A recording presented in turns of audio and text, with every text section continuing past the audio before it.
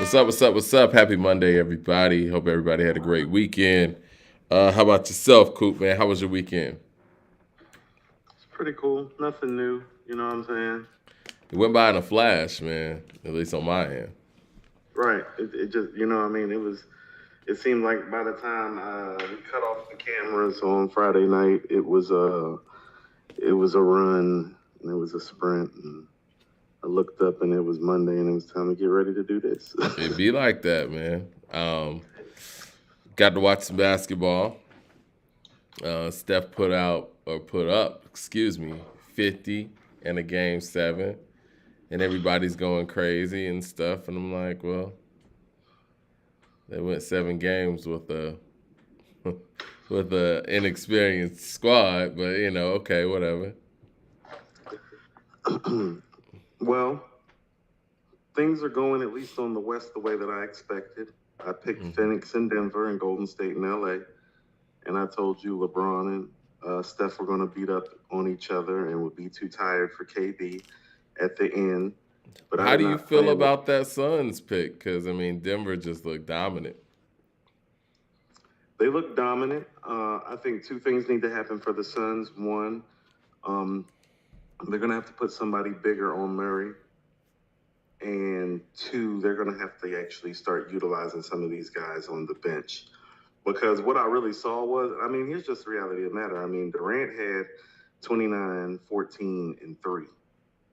So he Wasn't played enough. like the no. So he played like a center. Those are Shaq numbers. 29, 14, and 3 blocks. Those are Shaq numbers. He's Kevin Durant.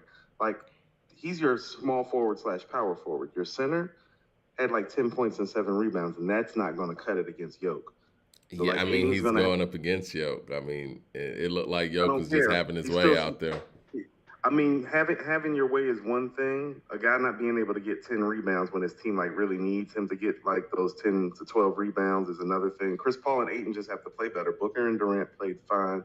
I expect them to make some adjustments. I expected this to be a 7-game series. I'm taking Durant in a game 7 because next to LeBron and ahead of Curry, he has the highest game 7 scoring average ever. So with the money on the line, he does things that Steph and LeBron do, which is usually play You some of this think it'll make it basketball. to 7?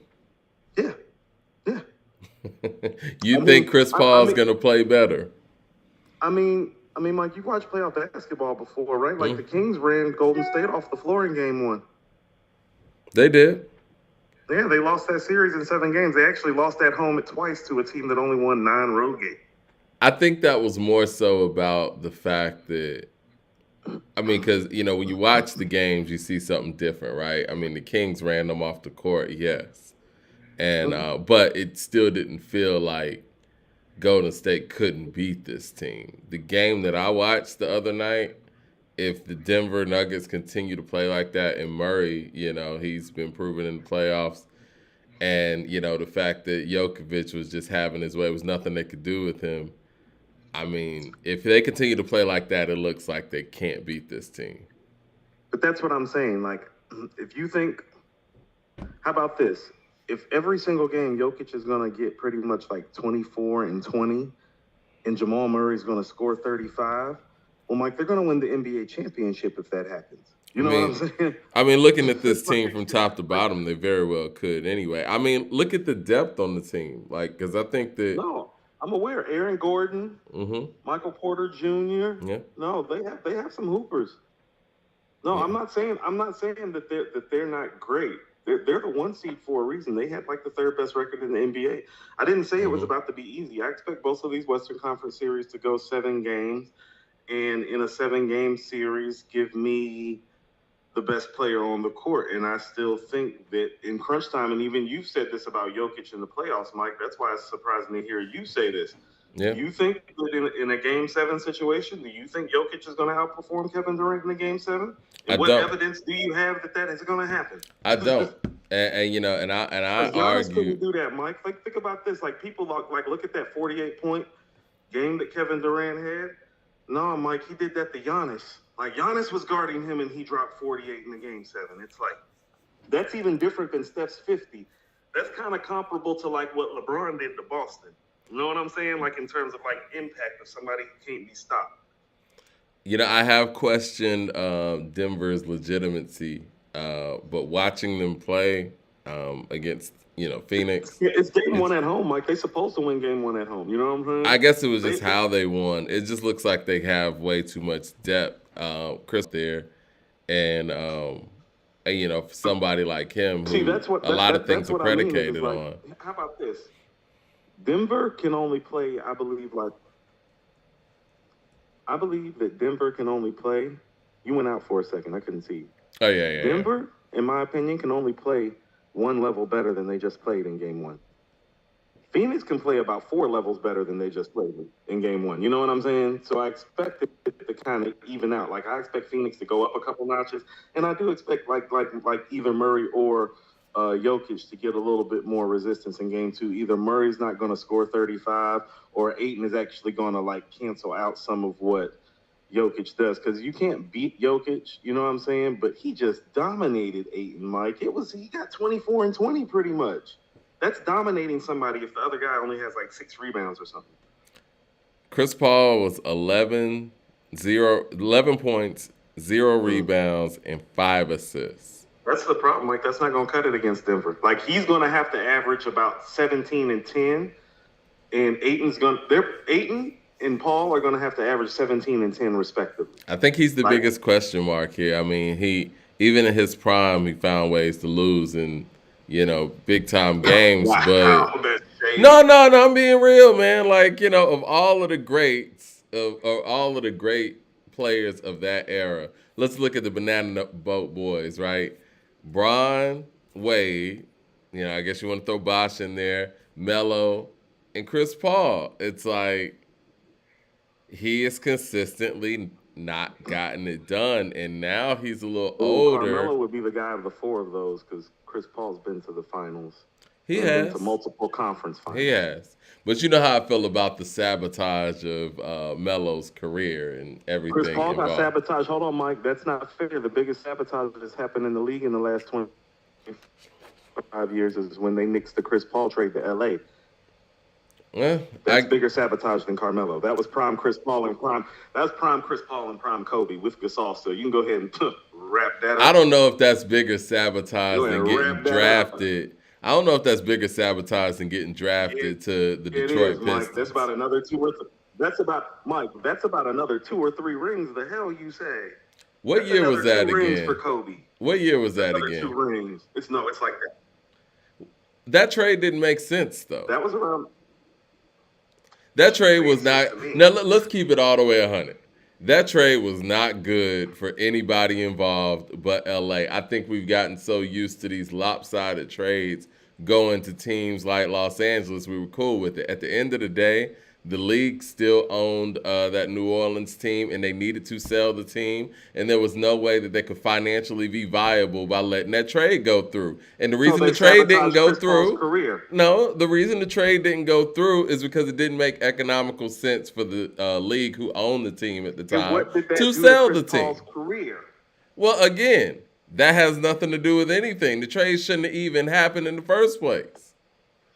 So, I mean, we can't sit here and say something was sabotage that just wasn't going to make sense anyway. They literally put their financial interest over one of their top-tier players' prime. No. They put the financial interest of that team because that didn't make sense for that team. If that team had adequate ownership anyway, that wouldn't have even went through. How about this? Here's what Phoenix is going to have to do to make this a 7-game series. They're going to have to make this more balanced. Right now, the way that it looks in game one is that if you were picking the top 6 players on the court, Denver had 4 of them and Phoenix only had 2.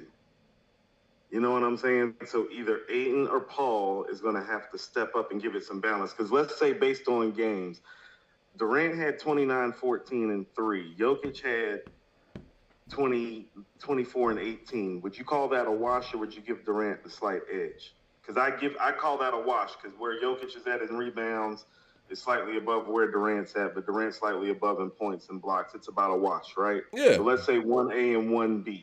They both played like MVPs. Mm-hmm. Jamal Murray outplayed Devin Booker. That's going to have to reverse itself. He did not play him by much, but he did outplay him. Mm-hmm. So, but after that, Mike, it looked like Michael Porter Jr. and Aaron Gordon. And Chris Paul and DeAndre Ayton didn't even look like they belonged in the conversation. That has to change. We'll see what the coach does. Do you think Denver just has more depth than Phoenix? Because that's what I saw. I knew walking into the series that they had more depth, and that's why I'm saying, like, if Jokic and Durant are going to cancel themselves out in this series, and Jokic is one of the players that's capable of doing that with Durant, or vice versa, depending on who you feel is better at this stage in their respective careers. Well, then at that point, Booker has to play better than Jamal Murray. Not no cancel out. No. He has to play better. If Durant and Jokic are going to cancel out, Booker has to play better than Murray because Denver has the deeper team. And at some point during the duration of this series, that depth is going to show if Booker doesn't do that. And I expect Durant and Jokic to kind of play at this level. So this series is going to kind of become about, well, how good are the people around Kevin Durant in the playoffs? Because he pretty much showed you, Mike, throughout his career in the playoffs. No, he's going to go get you about 30 and 10. I feel like the only time that Durant ever really had a bench was in OKC and in Golden State. I mean, Gordon had 23 last night. Or not last night, or when they played. He went 9 for 13 from the field. Also want to bring this up. Like, Phoenix as a whole has just been too careless with the ball in these playoffs, most notably Durant. I think the only person that turned over the ball more in the first round than Westbrook. I mean more than Durant was Westbrook. And he didn't do much better in game one. I think he had 7 or 8 turnovers. And so a lot of that score difference was because, like, Phoenix was turning the ball over. I watched Durant get stripped like 3 times. I watched Booker make, like, bad passes and get stripped. Like, I watched about 6 turnovers that turned into about 10 points for Denver that probably shouldn't have happened, too. So that's what I mean, like, coaching, discipline. And you want to know what happened? Denver hit them in the mouth, and they didn't know what to do because they haven't played together. Not because they're not good, but that was the first time. Like, that wasn't like, how about this? Like, Kawhi had great games. Like, Kawhi and Westbrook were having great games. No, Denver hit them in the mouth as a team the other day. That's the first time them with Durant got hit in the mouth by a whole team, not a couple of players that they could cancel out. So they're going to have to, like, play as a team. Well, who you got winning tonight? You got Phoenix winning tonight? Yeah, they need to win tonight. They're in trouble. How about this? If they go down 2-0, I'm still gonna take them in 7. But it's hard. It's hard to beat Denver 4 out of 5 games. I didn't say Denver was a slouch of a team. And also, a lot of people don't really realize the red eye that you have to take to get into Denver, as a visitor. And what that does to your legs and all elevation, the lungs, getting used to it. That's what I mean. I expect Denver's a tough place to play, not just because they're at home and they got a crazy crowd.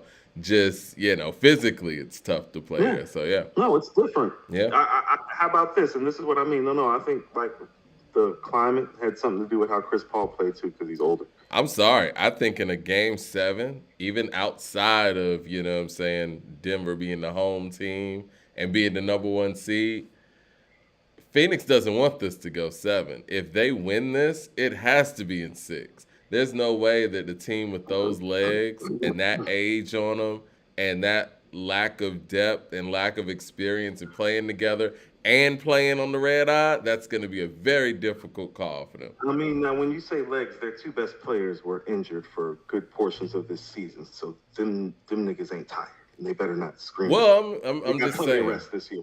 They got plenty of rest. Their 2 best players got plenty of rest this year. I don't want to hear no tired. It's different when it's a series and you got to fly, when you man. 50 games instead of 80, you don't get to say I'm tired in the playoffs. Next. It's about damn time with the Super Chat. And that's KD I'm talking about. I don't want to hear no tired because he's 34. No, fam. You play about 50 games. No. You ain't tired. Ain't nobody trying to hear that shit. What's Chris Paul giving y'all tonight? Oh, he's going. Like I said, Mike, he's going to have to give 17 and 10. I'm serious. Like he's going to have to give 17 and 10 rebounds. Paul's going to have to give 17 and 10 assists. That's what's going to take to beat Denver. And Booker and KD need to do, Booker and KD things. Now, we're not talking about the real matchup. The real matchup, Mike, is on the other side. Okay, we'll get to that. It's about damn time. What the Super Chat says. Are you guys watching the Dear Mama series? I haven't gotten a chance to watch it yet. I need to so we can talk about it. Is it good? What do y'all think about the Dear Mama series? The other side You mean the Steph and I guess LeBron matchup that Golden everybody's State, talking LA. so much about? I mean, listen, man. I know people are gonna say Mike's hating or whatever. Both teams are past their prime. I don't You really. are hating, Mike. How about this, Hey, don't. Mike? There's a Golden reason. State just took a team to Game 7 in round 1. They not past their prime. No, how about this? Come No, on. it took 38 shots in an inexperienced team that didn't know what to do in the moment. Mm-hmm. But it Like still like happened. Steph said, you don't know how to close. You're right. They don't. He's right. He's right. Yeah, you And they beat a just learned team that valuable doesn't know how to lesson. They just learned a close. valuable lesson. Yeah. But here's the thing about it. Well, I ain't never seen Steph close a deal like that either. Yeah, I mean, about Like time. hold on, Mike. And specifically, he has struggled closing deals against one person in particular. Yeah. He's waiting.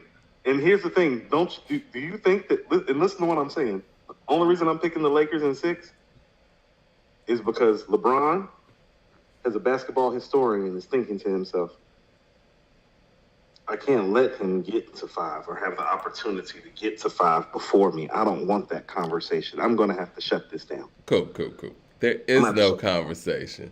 The bottom line is every time that Steph has had to go up against LeBron straight up, Steph has had to have reinforcement, and that's just the truth. No, He that's can't what I do mean. anything LeBron- with this no, man. no, this His is the moment. answer, That's what I'm saying, his Mike. answer to losing to this man is going to get Kevin Durant. No, that's what I mean. LeBron's literally sitting over there, and he's like, "Oh, I got him without KD to help Yeah, me." come on, man. He's Come like, on. you know how ready? Oh man, Nah. how about this? This is about to be one of the best performances we've ever seen LeBron James give.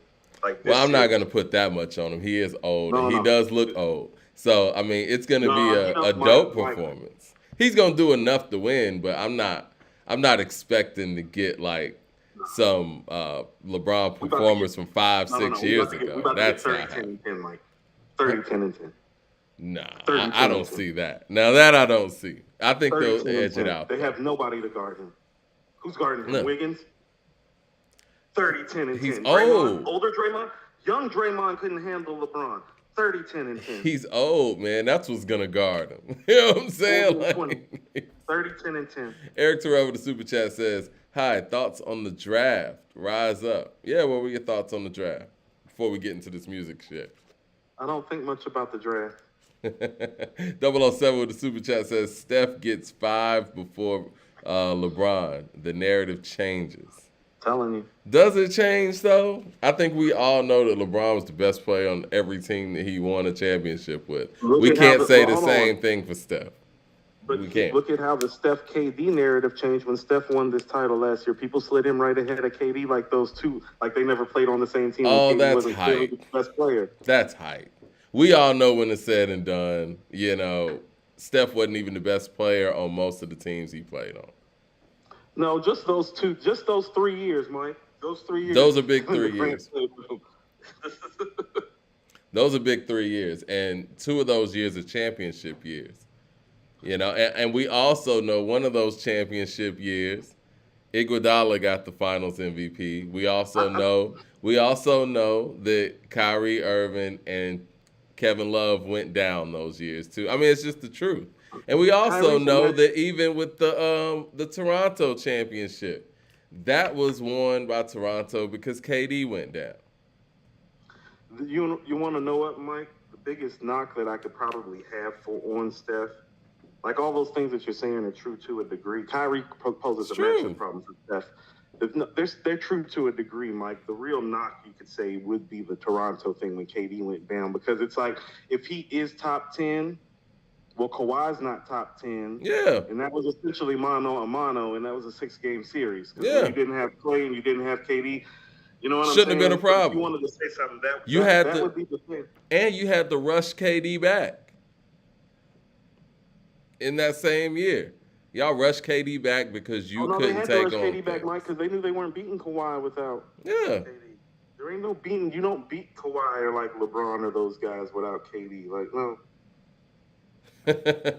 And they saying I'm calling Steph a role player. I'm not calling him a role player. Calling him a role player, but I you mean, know, there's some truth to what you're saying. I'm just talking about how some of the narratives go. It's like people talk about Steph as in like he's a top 10 player, and I'm like, well, he's not better than KD, and they're like, yes, he is, and I'm like, how? He's not.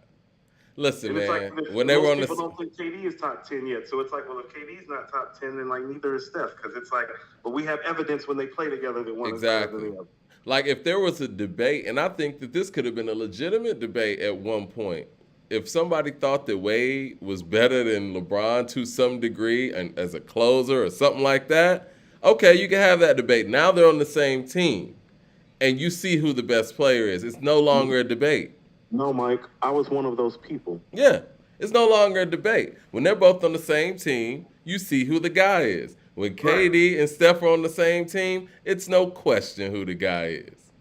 And you see, but here's the thing about it. People love Steph more than they love Wade, so they kept that inflated opinion. Because here's the thing about it. When Wade and LeBron were on the same team, it did take some of Wade's all-time stock down a little bit because you could see clearly that LeBron was better than Wade. And it was like, oh, well, we love Wade. But it's like, outside of closing the deal, Mike, he didn't do anything better than LeBron. And Wade was great. Wade was great. He's top 25 player to me. I mean, the things that Wade did on the defensive end and in transition when they played together, I mean, it just highlighted both of their greatness on, both ends of the court. No, he's a top 25 player, Mike. Just like Steph is a top 15 player, but it's like, it's very, like, how about this? KD and Steph are closer to each other than LeBron and Wade were, but when on the court together, there was a separation. To me, on the court, Wade's together, when they're playing together, Wade was closer to LeBron than Steph was to KD. No, because they were kind of like really a tandem. Like when they were throwing each other alley-oops and like a lot of the things that LeBron was able to do in the open floor were created by what Wade was able to do on one end. I'll tell you what, Steve Kerr that last season together, he implemented something that would have been truly frightening for all of us had they stayed together. He started making KD Steph's pick and roll partner. Yeah. Instead of Draymond in that third season. That was frightening, Mike. If they would have stayed together and done that, oh, man. Michael Williams with the super chat says, what's the better song, How High or Benz or Beamer? Also, are y'all doing the show every Monday now? Yes, to the Monday show. Man, it's funny you say that with How High and Benz or Beamer. Benz or Beamer is possibly my favorite Outkast song. It's top 3, top 2 maybe. But How High is one of my favorite songs ever, man. I'm going to go How High, being honest. But not by a lot. I listen to Benz or Beamer more. And truthfully, Mike, as funny as it seems, because Outkast, did full group albums together. Not to be funny, I feel like Method Man and Redman did How High over. And not the How High Part 2 part, but it's like I feel like they did renditions of it. And as much as I love that record, I think both songs are comparable. I think I'm going to take Benzo or Beamer, though. Because I think it's more special to the catalog of the artists that we're talking about. So if we're splitting hairs, I'm going to pick more. Yeah, because they didn't talk like that or do rap songs like that really anymore. Like, how many times did they go back and forth on a verse like that, where it's like this guy takes 8 and this guy takes 8 and did it for 3 verses and did it over a beat like that? How high was the moment, though? And hold on, and listen. Just did it like on some concept rhyme and stuff. Like somebody gave them a concept and they, Well, Outkast was good for that in those days. Players Ball is one of those moments too. But I do think that How High not only was a moment for that duo, it made them a duo, and they made a film after it, which gave them a whole nother career. It's a very important record, to be honest.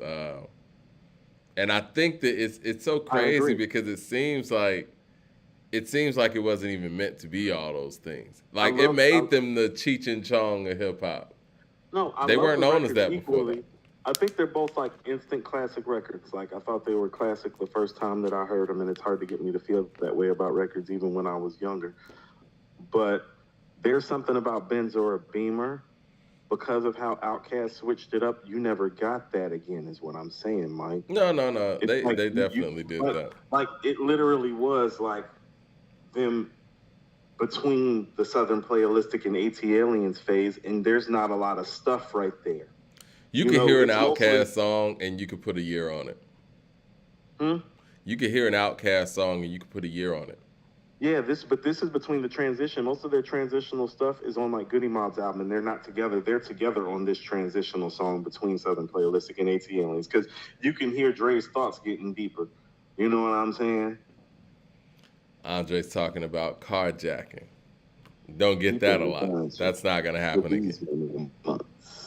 It was around the corner for Pleasant Hill, thinking about the B12.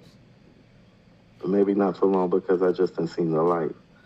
Packing my screwdriver, so see, I'm gonna be all right. 3,000 with the screwdriver. Did you hear this stuff that's going on with Suge saying that Dr. Dre didn't make Doggystyle, Daz did, and Dr. Dre didn't produce California Love?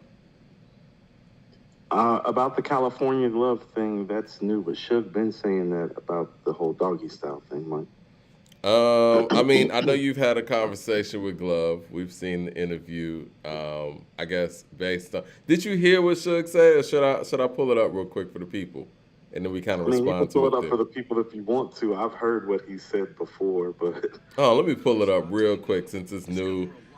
This is fair use or whatnot. You know, TMZ caught up with Suge. I don't say caught up with Suge. I mean, he's still locked up, but they had a conversation with him. And here's what Suge had to say. Let me know if you can hear this. It's the opportunity to tell the truth, regardless of what it is. Even when it comes to, say you take Daz. Now, Daz runs his mouth a lot of times, but that's neither here nor there. I still got love for everybody who was open, right? And he can't help himself. You know, Daz has mental health issues before. He's been in the hospital before. That's not putting him down. That's the past. But what's so great about Daz is that this guy I went to and said, we got to finish the album. He did everything on Doggystyle by himself. The whole album was done. He did everything. He produced it. So when it was time to come out, you know, the distributors were like, well, they wanted Andre to be on there. And Andre wanted to be on there. So Andre went to Daz. He said, look, Dre was like, well, look, man, let me say it's produced by me. And put my name on it, and you'll get paid, but let me be the one who produced it. So I told Daz if that's something he wanted to do, I don't recommend it, because you're the one who produced it, and then you're giving up your publishing and stuff.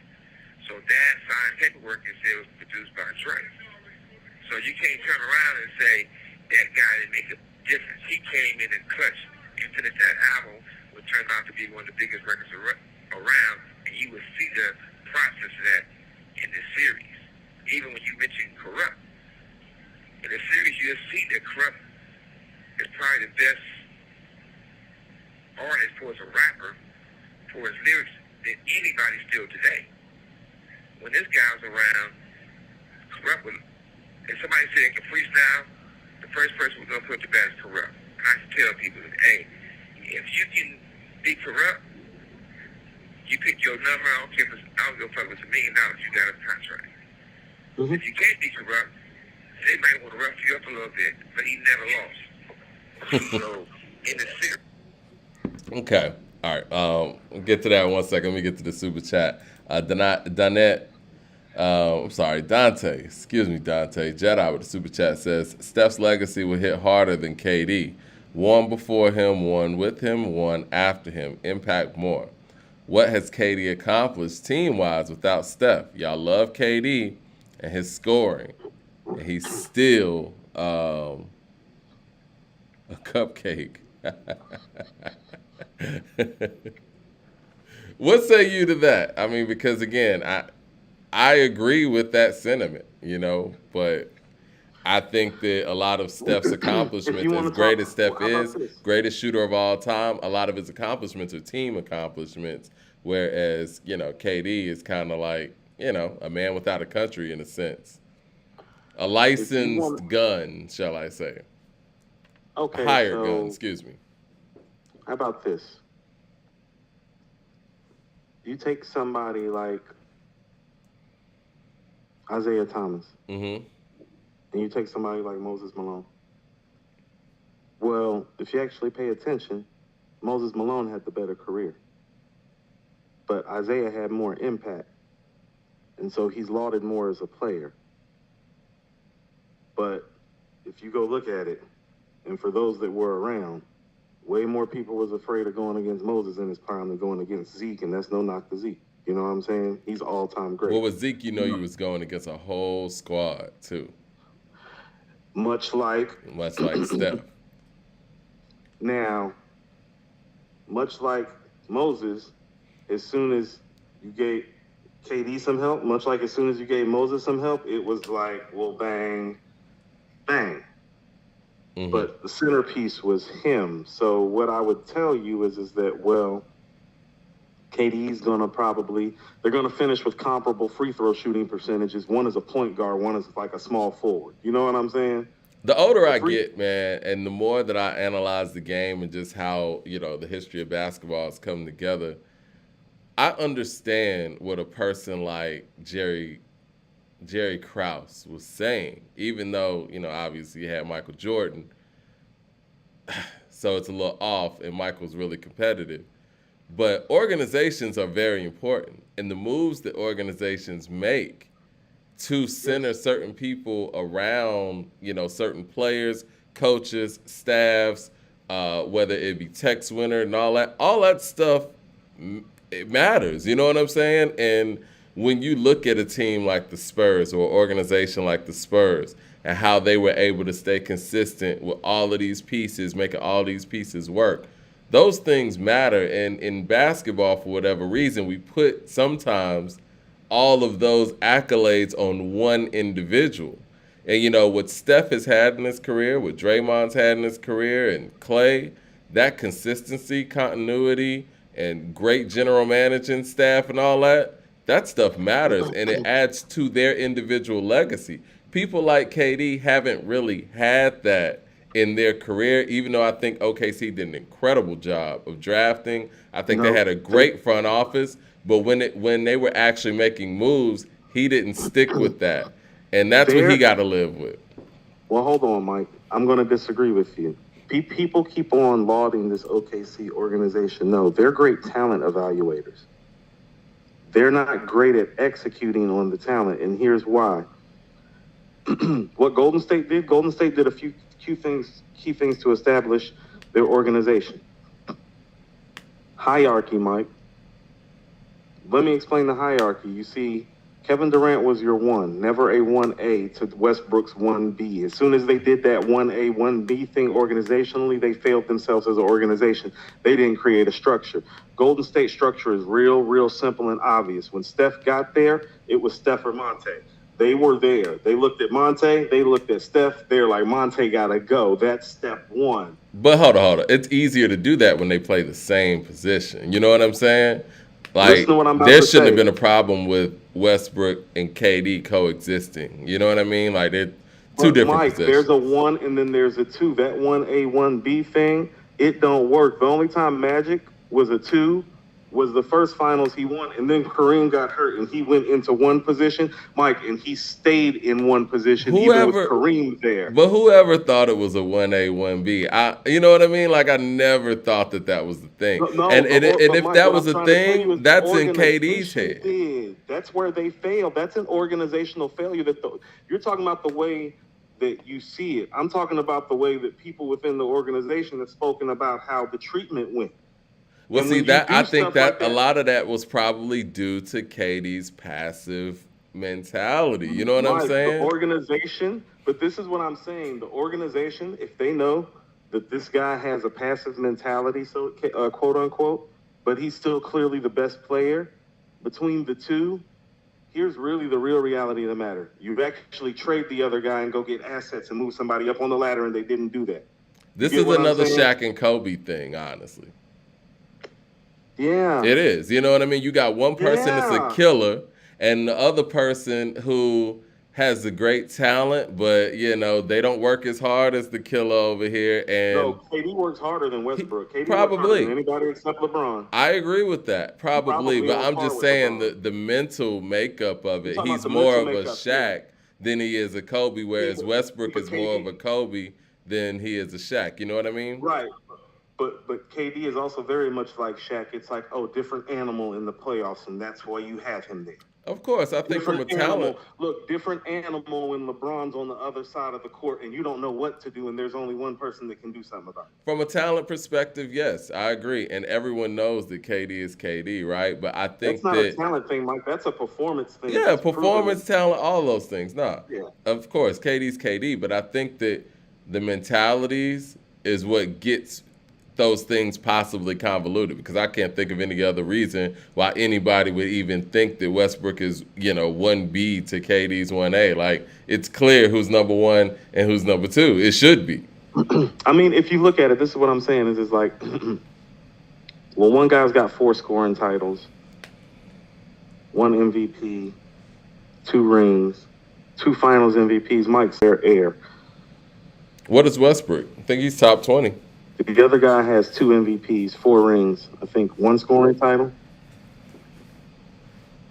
How many MVPs did Westbrook have? You went out again, Mike. Oh. You there? 1. One? Okay. I mean, which is Yeah, pretty I'm great.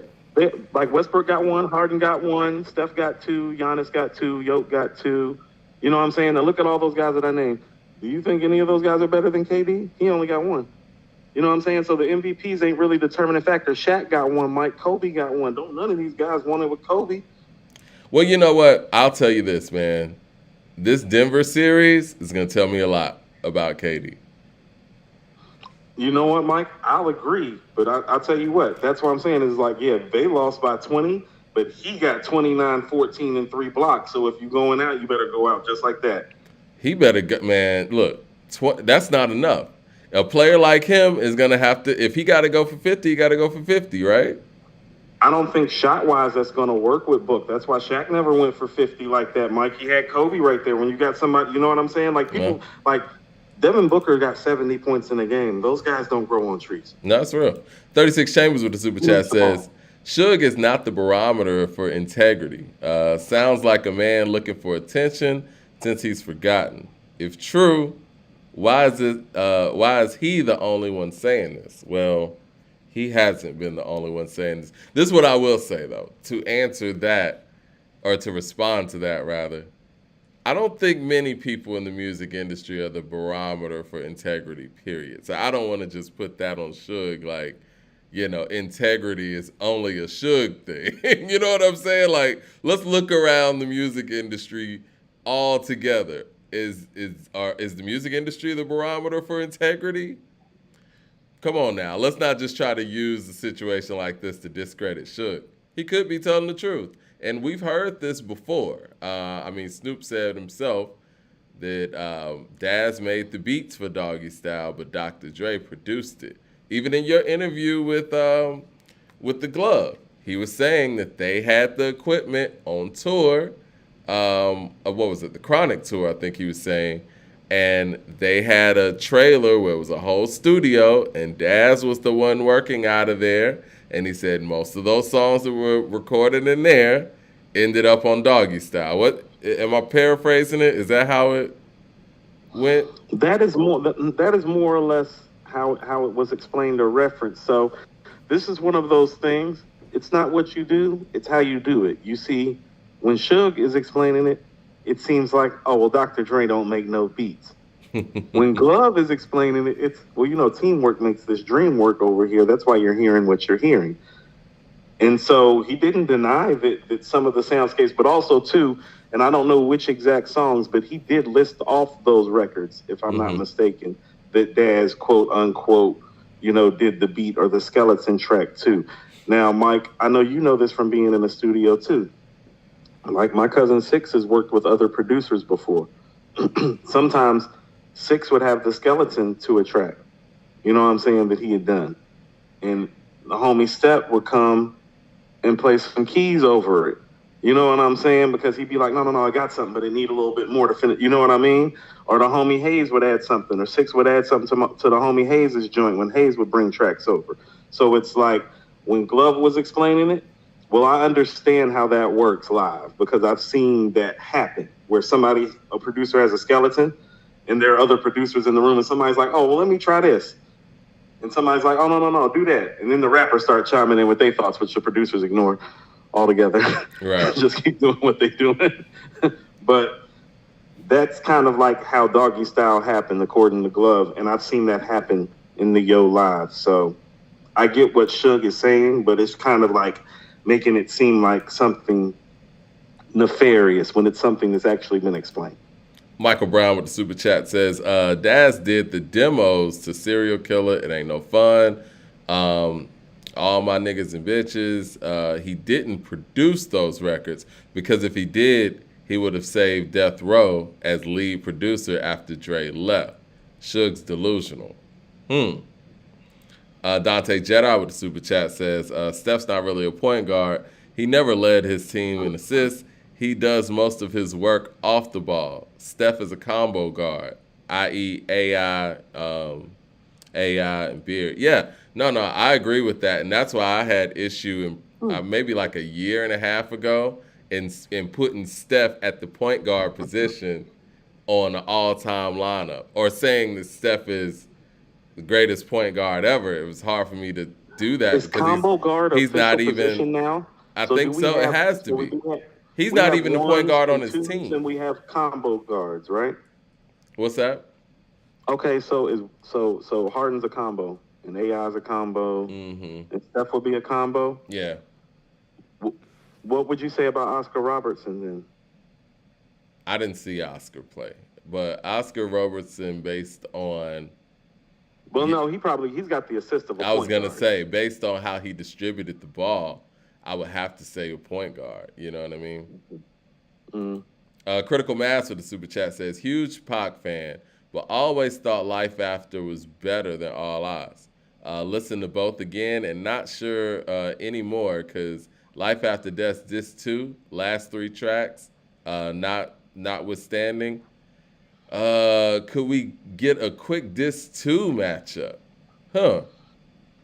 So Disc 2 from All Eyes on Me and Disc 2 from Life After Death matchup.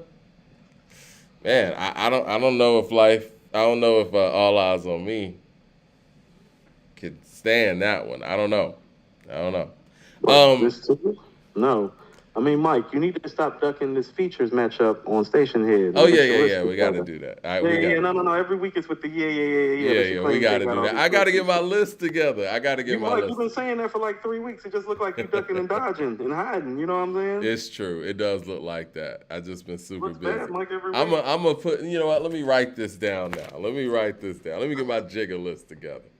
Jigga features. All right, it's here. It's gonna get done. You're walking over, but you're limping back. This is what I want to say though about this Dre thing though. This isn't like new information for a lot of people. Well, it shouldn't. But it seems like when Suge says it, there's people that want to doubt this. It sounds like Daz probably, just based on everything that we've kind of talked about based on this subject, it seems like Daz did put the groundwork for Doggystyle there.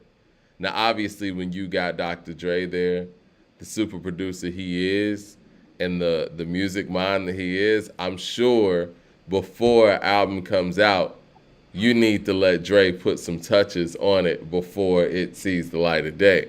What we don't know is what touches Dre actually put on Doggystyle from a production standpoint. But based on what Suge is saying here, it sounds like Daz did all of it, according to Suge, and Dre just put his name on it. Now, we have all this smoke for Drake and other people who have ghost writers or have had ghost writers in one individual instance, but we don't know how much help they've had. We do this to Kanye too. If any of this is true about Dre, how does that affect his overall, production resume if Daz did produce Doggystyle? And how does that elevate Daz? Do you think that's enough to put Daz over quick? I mean, Doggystyle's a big one. That ain't what I asked you. I mean, Quick ain't got a Doggystyle. He's got Born and Raised in Compton, and he's got Safe and Sound. He ain't got a Doggystyle, man. I mean, don't nobody else got a Doggystyle either, Mike. I get that. No, I'm just saying, like, that's a big one. Okay. When I think of West Coast Because producers, Daz also has All Eyes on Me too. He has a lot of important stuff on there too. It's free. I was thinking about dog food. Well, here's how I've always looked at it. I've always looked at it like Dre, Quick, and Daz in that order in terms of the West Coast producers. Just me personally. That's how I've looked at it. So I would tell you that having Doggystyle would maybe be enough to reverse 2 and 3 maybe, but not enough to usurp number 1 still, because let's say you take Doggystyle off the board, okay? Well, let's look at everything on the board. Can I interest you in Straight Outta Compton? Easy Does It, Niggas for Life, No One Can Do It Better, The Chronic, Chronic 2001, the documentary, Get Rich or Die, still like 9 classics. I understand that. But what happens is, no, just like what we do with people who have been found to have ghostwriters here and there, it puts all of the work in question, correct? Like if Daz did Doggystyle, then we got to ask ourselves, well, who else did some of those other stuff? You know what I mean? I'm just putting it out there because, I'm just trying to be balanced. I mean, and I get that you're being balanced, but we did a 3-part interview with Glove, and, Glove pretty much told us for the time that he's there, he's like, no, Drake.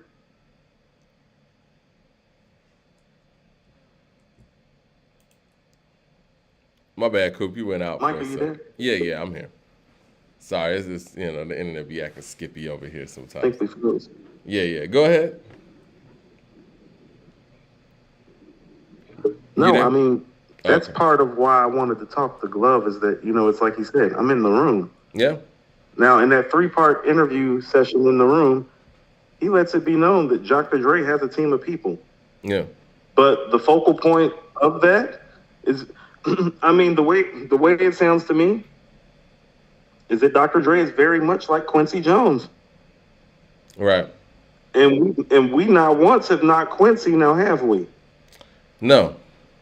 We hold him up super high for how he puts his projects together, don't we, to the highest degree? I understand what you're saying, and you're right, to a degree. But and much like Dr. Dre, blessed with a lot of talent around here. Rod Temperton, yes, Michael Jackson, Frank Sinatra. Of course. But his role as a producer was never convoluted. We know what Quincy's role was. His role was to arrange. His role was to pull talent together, get great songwriters, get great musicians, and put them all in that room and make this mix work. Dr. Dre does. I understand, and I agree, and that's Dr. Dre's angle to hip-hop production. But hip-hop production in general is not really, that's not the role of a producer in hip-hop. The role of a producer in hip-hop normally is to produce the track and make the track, whether that be through samples, whether that just be original composition. And that's kind of how we gauge the rest of our hip-hop producers. I think Dre is the only one who is in that traditional style of production. You know what I'm saying? So that's what kind of makes it where it's like, okay, well, Daz made the beats, even though Daz would be the Rod Temperton in this conversation, right? But Daz has also made hot shit without Dre. And I think that Ambitions as a Rider, Dre's not involved in that. You know what I'm saying? So it's like, okay, well, when it comes to making a beat, do I want Dre or do I want Daz? How about this? And we've had this conversation before. Well, if you wanted, let's say that you felt that way, Mike, and you'd rather have Daz give you a beat. That's fine. You can go take an album full of Daz's beats. Mm-hmm. If you give me Dr. Dre, my album's gonna sound better than yours, And it don't matter how many Adaz's beats you have. And then ain't no telling how many people that Dr. Dre was able to acquire to make your album sound like that. And that's cool. Now, I'm just saying that's cool, but where that becomes an even bigger conversation is if we talking about Dr. Dre and Kanye West or something, right? Okay, well, Kanye, we know that he can make the beat and he can do all of those other things to make sure that you have a great overall production. You're right, Mike. But here's what we don't have. If you really want to start getting down to it, let's say, and we're putting Doggystyle back on the table because now we got to put Doggystyle back on the table. No. You're not. No. I mean, what you want to leave Doggystyle off the table, but insert Kanye into the conversation? Nah, we can leave Doggystyle on the table. Because essentially, what Glove was saying is that, like, no, this is Dr. Dre's way and method of working. I told you that one of the biggest things that I realized when I talked to Glove is I realized that Dr. Dre was eyeing Glove from afar. I told you, Glove is Dr. Dre's first talent acquisition as a producer. That's his first power move. That's like when Quincy Jones left the band in the orchestra thing and he went and picked somebody. He picked Mike. You know what I'm saying? So that's what Dre does. And quite frankly, and I'm saying this respectfully, we'll go pull up Dr. Dre's classics and look at where they rank all time. And then go pull up Kanye's classics and see where they rank all time. It's not strong enough and it's not long enough, Mike. It's still Dre. It's still not strong enough or long enough for us, because for whatever, I just got done saying My Beautiful Dark Twisted Fantasy is the best rap album of the last 13, 15 years. We need to have a quick sidebar about that. And I love Late Registration and The College Dropout. That's not The Chronic, Doggystyle, and Straight Outta Compton. Let's not get it twisted. It's not that.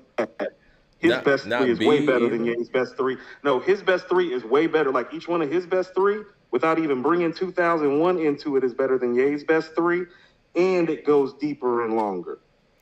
Like, because Ye's comp would be Get Rich or Die Trying for My Beautiful Dark Twisted Fantasy. Nah, that's about 6 on the Dr. Dre chart. That's like first or second for Kanye. So no. So are we giving Dr. Dre? Picking up the Ye again. No. Are we giving Dr. Dre a pass for the misses? Like, are we giving him a pass for all of it? Are you giving Ye a pass for the misses? No. Let me clarify here. He has executive produced all of Eminem's albums, except for like one, I think. And Eminem is supposed to be a quote unquote top 10 talent. 007 told us he's one of the 5 best talents ever in hip hop. And are we giving Dr. Dre a pass for all these duds that Eminem has put out that he was the executive producer for? That's that's like if Kanye had Common for 9 albums and executive produced 9 of those albums, and all we got is 1 B. It wasn't Finding Forever. You know what I mean? 36 Chambers with the super chat says, Mike, we had a chat about this last year about Dre. Glove ended that conversation where he discussed collaboration and teamwork and how it meddles together. Yeah. I mean, of course, we know that. All I'm saying is, like, when it comes to an all-time list, again, I feel like we've had this conversation too. It's like, is that fair to people like Daz? Is that fair to even people that have worked in his system who don't get the credit? Mike, this rap, you talking about fair? I'm trying to be balanced here. Trey 9 Mo with the super chat says, did y'all see Warren G's G-Funk documentary? I did not. I want to see that. Hold on. Okay, so Mike, you want to talk about failure. Let's talk about, let me ask you something honestly. I know it got criticized. Do you like the Firm album, Mike? I don't. Do you think it's a quality project?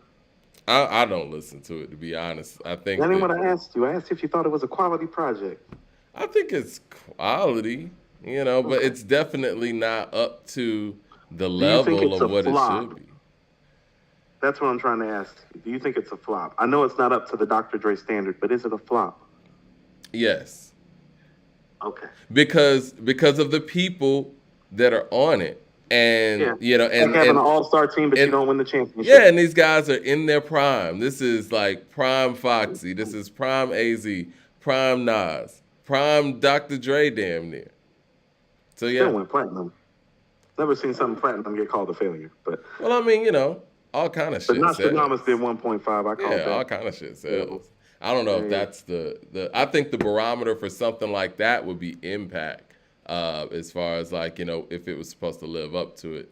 The numbers, Well, they could have got those numbers just based off the names alone. You know what I mean? Aftermath Presents. Do you think that that's a failure? Yeah. Murder Was the Case soundtrack? Nah, I like that. Okay. So that's not classic, but that's good to you, right? Yeah, I liked it. Yeah. Okay. What about Exhibit's album Restless? I think that was. Hold on. We're having two different arguments here. No, I'm talking about the albums Do he's I think executive if produced. something is a success or No, is it we about to good? get to this Kanye thing. I know what you're about to try to do. You're not about to No, Kanye. is it being a success and being good are two different things. You don't think Watch the Throne is good, but it was highly successful. No, I put that in a good category though. I won't tell you that it's a failure or a flop. No way you could. You can't make that argument. Well, here's what I'm trying to say. See, you're talking about the things Dr. Dre has failed at are the things that are good. Mike, Straight Outta Compton, Niggas for Life, Easy Does It, No One Can Do It Better, The Chronic, Doggystyle, The Chronic 2001, Marshall Mathers LP, The Eminem Show, Get Rich or Die Trying, the documentary, Good Kid, Mad City. You understand he's the executive producers of all these albums, right? Some of those albums, though, hold on. Some of those albums he didn't produce anything on. He didn't produce The only one anything he on. didn't do any beats on, Mike, is Good Kid, Mad City. He did The nothing rest of on them had that. Dr. Dre beats. All the other albums have Dr. Dre beats. So yes, he did do work on all those other. How projects. much work Good Kid, did Mad he City. do on the Eminem show? He did 5 tracks, if memory serves. He usually gives you a 5-piece. After Doggystyle, everybody gets the 5-piece, Mike. Nobody gets more than 5. Let's go through this real quick. You're still the executive producer of it, Mike. How many beats did Quincy Jones make on Thriller? You talking about Quincy Jones? This is hip hop, man. Hip hop production and traditional production are different. That he's the executive producer of. Because I just named 1, 2, 3, 4, 5, 6, 7. Well, if we 8, want to go 9, executive 10, 11. producer, It's 12 classics he's executive produced. I'm taking that guy. Let's see. I'm pulling up the Eminem Eminem show right beat you now. with all your beat makers, Mike. How many? I told you, Mike, I love Jay Dilla. He never made one album that was considered a classic in every region of this country. Fantastic Volume 2 is the closest to it, Mike. I don't even know if that's a top 50 album. But you know what I can say? Beats are fire. He It's actually, still at its finest. but he actually produced those tracks. All right, I'm pulling up the Eminem show. Mike, and how did that go in terms of the all-time ranking? No, I'm pulling up the Eminem show right now. Man, you can do all that. I want to pull up the Eminem show right now. He produced Business. Okay, that's one. I like Business. I like it. I can tell my aesthetic. That's it. Okay, no. Say what you say. He produced that too. And he produced My Dad's Gone Crazy. So, out of 20 tracks, Dr. Dre produced 3 songs. Who's the executive producer of the album, Mike? Dr. Dre. Who's the executive producer of Supreme Clientele, Mike? I think it's RZA. Don't he get credit for it, even though he only did 2 beats on Supreme Clientele? Well, who's the executive? What does Ghost say, Mike? Not what do you say. What does Ghost say about how important RZA was to putting Supreme together? I don't remember. You know who the executive producer It's funny is? how you know every verse on Supreme Clientele. You know everything about Supreme Clientele except for what Ghost said about RZA helping him put Supreme Clientele together. Now, I'm sure he was very integral in that. It's so funny how you were just forgetting that part. You know who was the executive producer? You've been on one today. Who was the executive producer of the Fugees' The Score? Salon Remy. Priswell. And Y-Class. Priswell. No, it Well, was Proswell's a snitch, Mike. We don't need to, we I don't need mean, the look, snitches out of it today. he's the executive. Does he get credit for producing the score too? Okay, let's go to the Marshall Mathers LP. Dr. Dre produced with Who's Mailman. the executive producer, Mike? Hmm? He's called the executive producer for a reason. So he doesn't have to produce tracks. Mike, he's the executive producer of these Okay, albums. so we should rank Dr. Dre as an executive producer other than a hip hop producer then. Mike, he's the greatest hip hop producer of all time because he's made, yes. If you want to say there are people that make better beats, yes. I think there are people that actually produce better albums because this is the thing. Ooh. No, I'm just being real. He didn't produce these tracks. He executive produced them. Is he the best executive producer in hip hop? Sure. He produced those albums, Mike. He produced those albums. Did he? Did he? We're just hearing the Daz produce Glove just told us all this, Mike. Why are you fighting what Glove said? I'm not fighting what Glove said. You are, Mike. You are essentially saying, no, you're essentially like, give me the guy that make beats that don't make the album as good.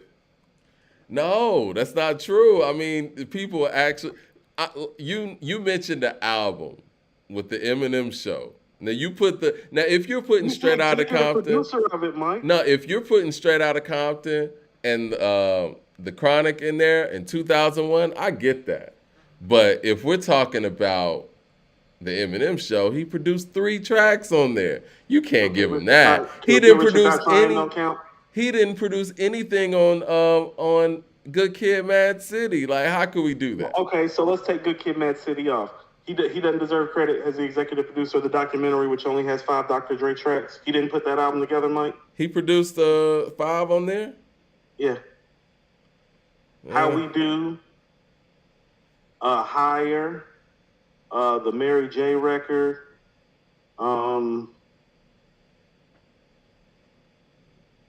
West Side Story might be his too.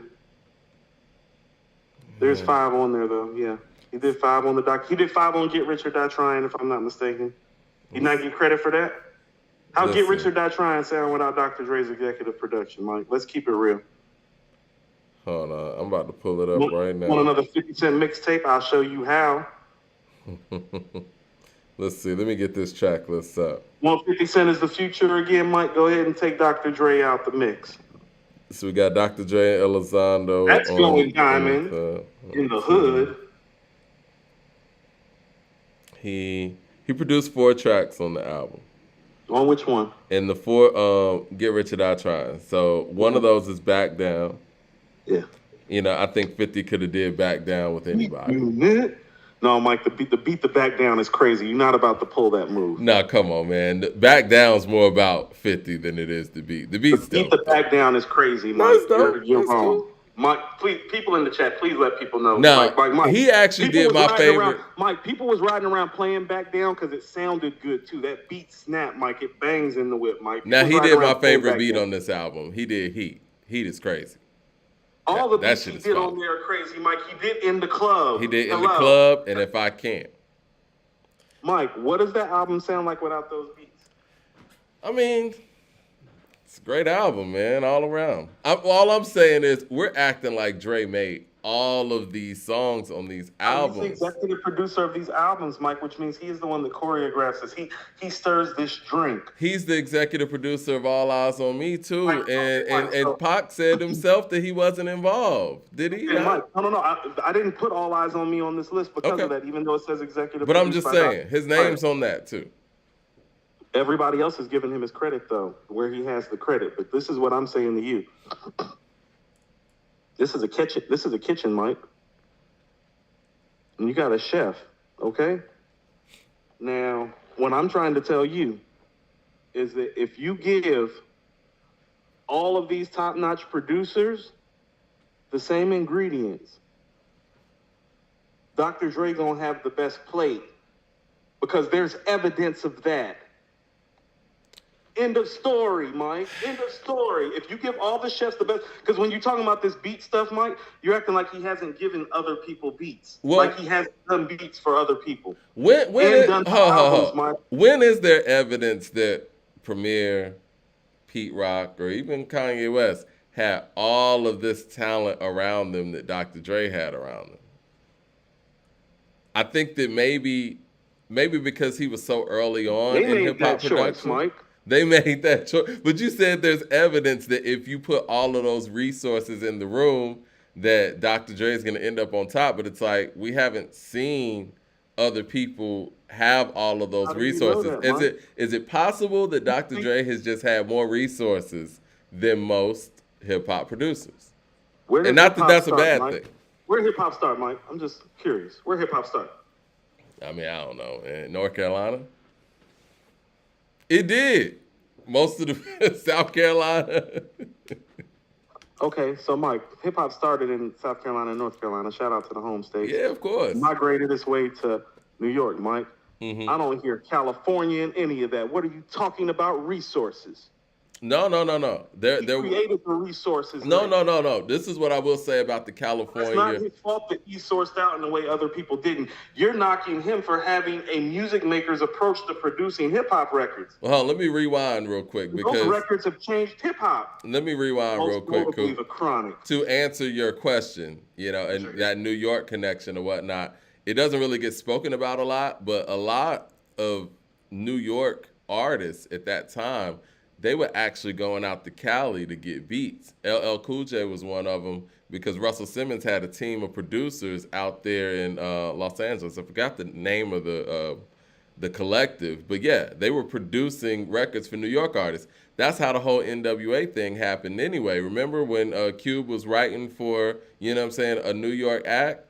That's because one of them New York acts had come out there to, get their stuff produced on the West Coast. So that whole relationship between Cali and New York, Cali's not getting a lot of the credit that they should get early on because they produced a lot of that early LL Cool J stuff. So there was some Cali production. That's why the first hip-hop radio station ever was based in Los Angeles.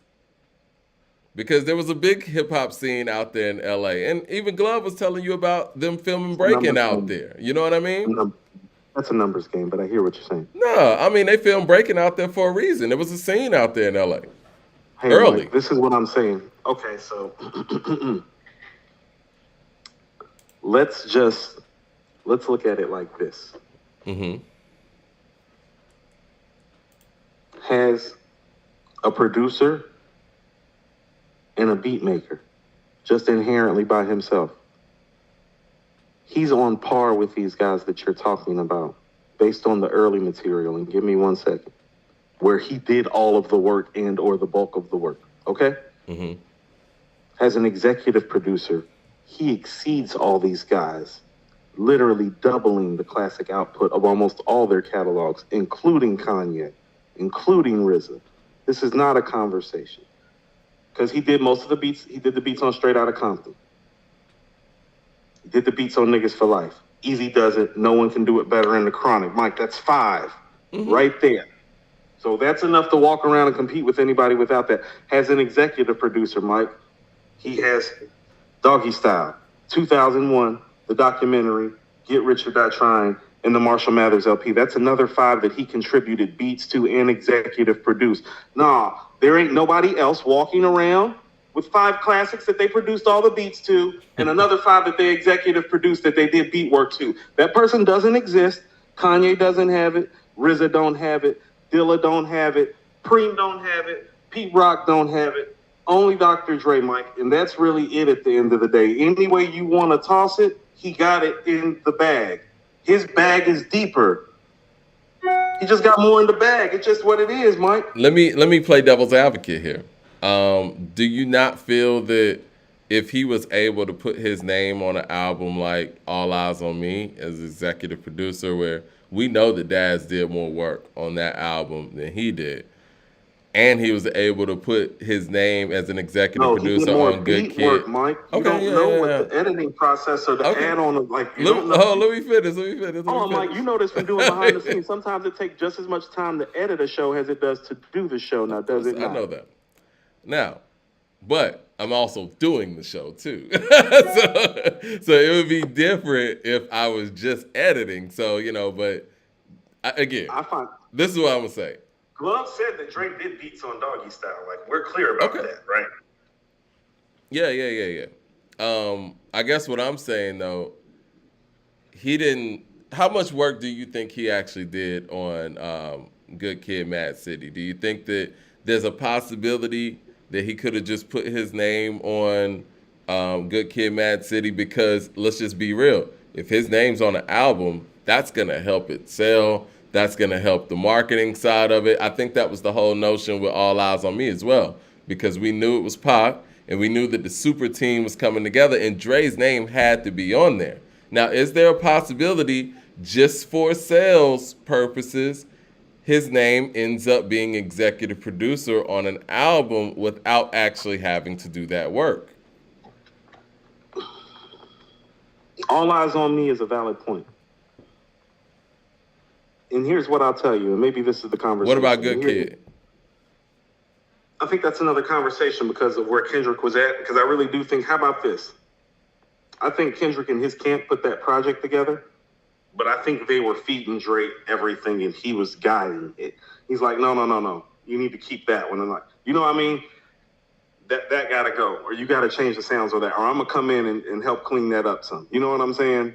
Why culturally don't we give Puffy the same credit for doing the same thing? We actually have talked about how we do need to give him more credit for doing the same things. I feel like in Good Kid, Mad City, he's more of an executive in the front office than he is a coach on the sideline. So this is what I mean. So, Mike, it's like this. On Straight Outta Compton,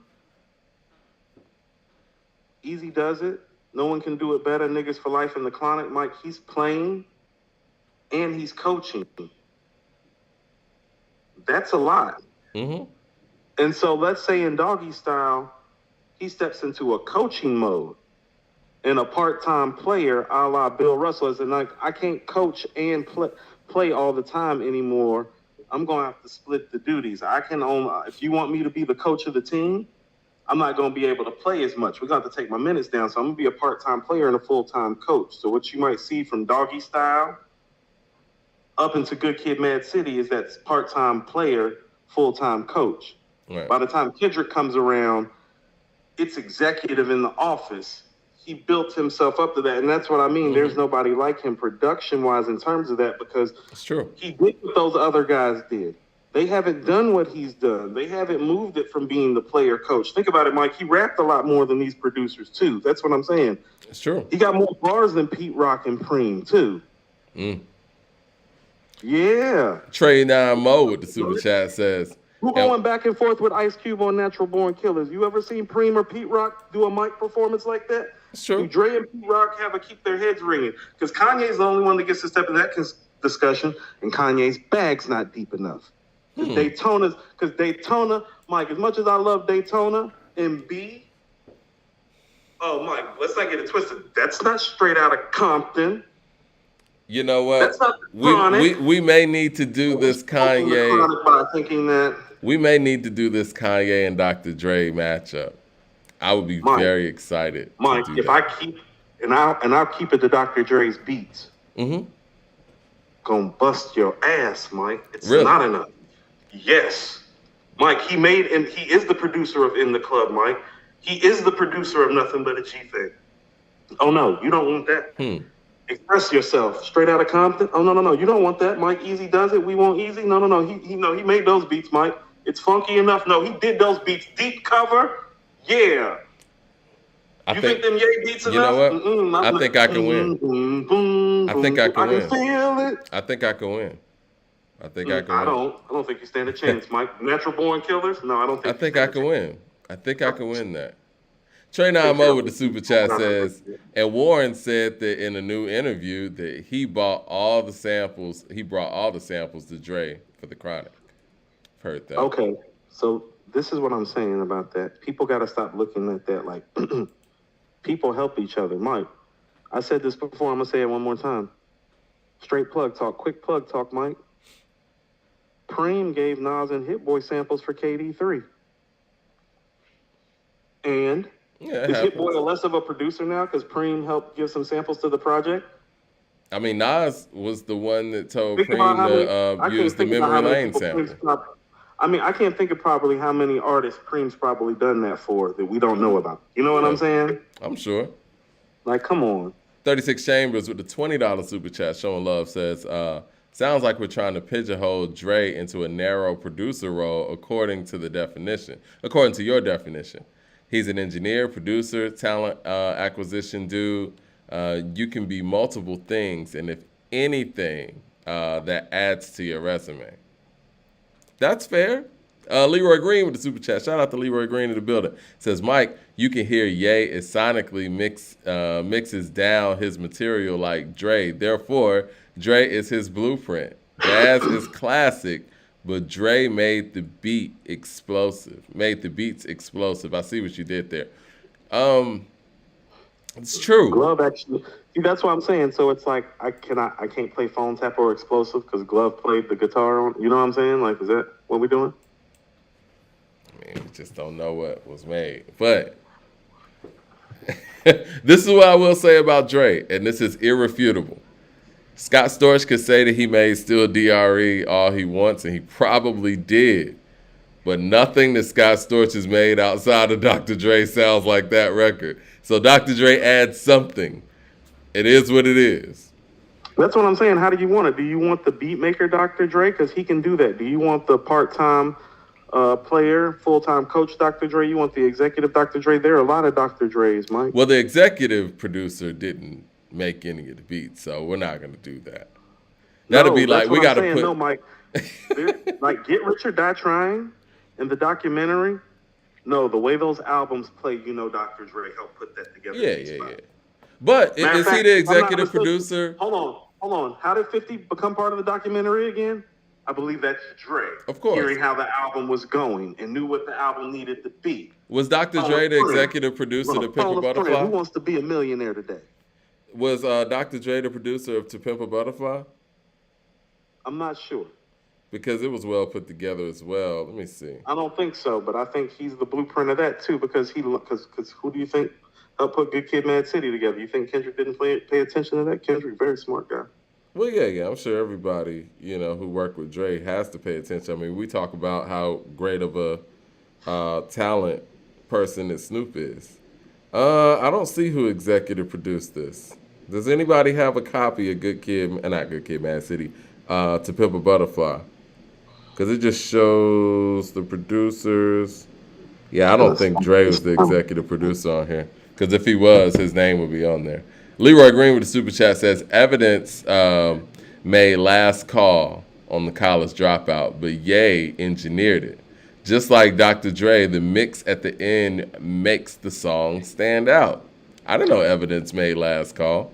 The mix does matter, Mike. The mix does matter. Dr. Dre is living proof of that. 36 Chambers with the super chat says, Eminem also helped produce all of his work and D12. Dre isn't solely responsible for Eminem production choices being questionable. But he's the executive producer, though. We got to get the good with the bad. You can't sit here and say when he's the executive producer, when the album's great, he gets credit for it. But when the album's not, Eminem did most of his production. You know what I'm saying? Can't do that. We can't do that. We do that on this show a lot. When it's certain, and we do this sometimes too. When it's people we like, we make certain, we just bail them out, man. And it's like, no, I'm just trying to keep the same energy in regards to Dre as we do with these rappers that we talk about had ghostwriters. Snoop in particular.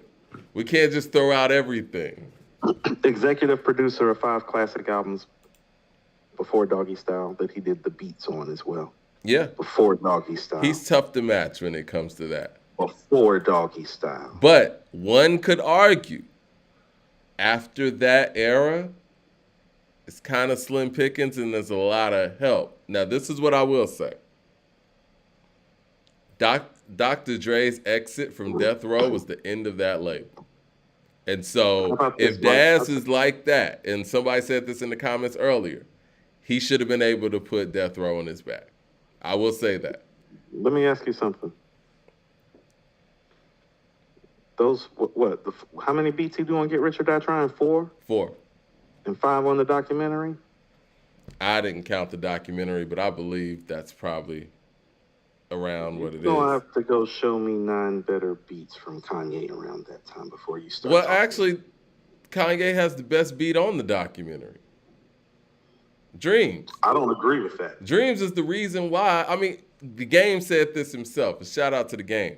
The Game said Dr. Dre didn't start working on his album until he heard Dreams. They did Dreams. Dr. Dre said, let's start working on your album. So the only reason why the Game even got off the shelf is because of Kanye's production. That's not true. What you mean that's not true? The Game said this. That's the truth. You think the Game just made that up? I do. Oh my I God. think he made that up. Why do you think that's not true? The Game was waiting in the wings for a minute. I don't get into family feuds, but I don't believe that. That's the truth. I don't get into family feuds. I don't believe that.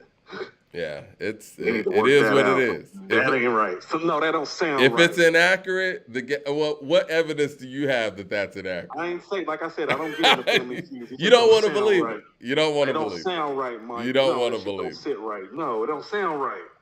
Okay, so Hater to Love It. Here's what I do know. Cool I'll take Dre Don't Worry. I'll take Don't Worry and How We Do has beats over Dreams. And I might take the running beat over Dreams too. What do y'all think in the chat?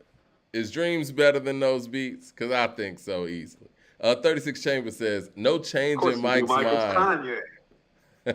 36 Chambers says, no change in Mike's mind on John Legend, Alicia Keys, Eminem, or Dr. Dre. Always going to find a reason. You won the game?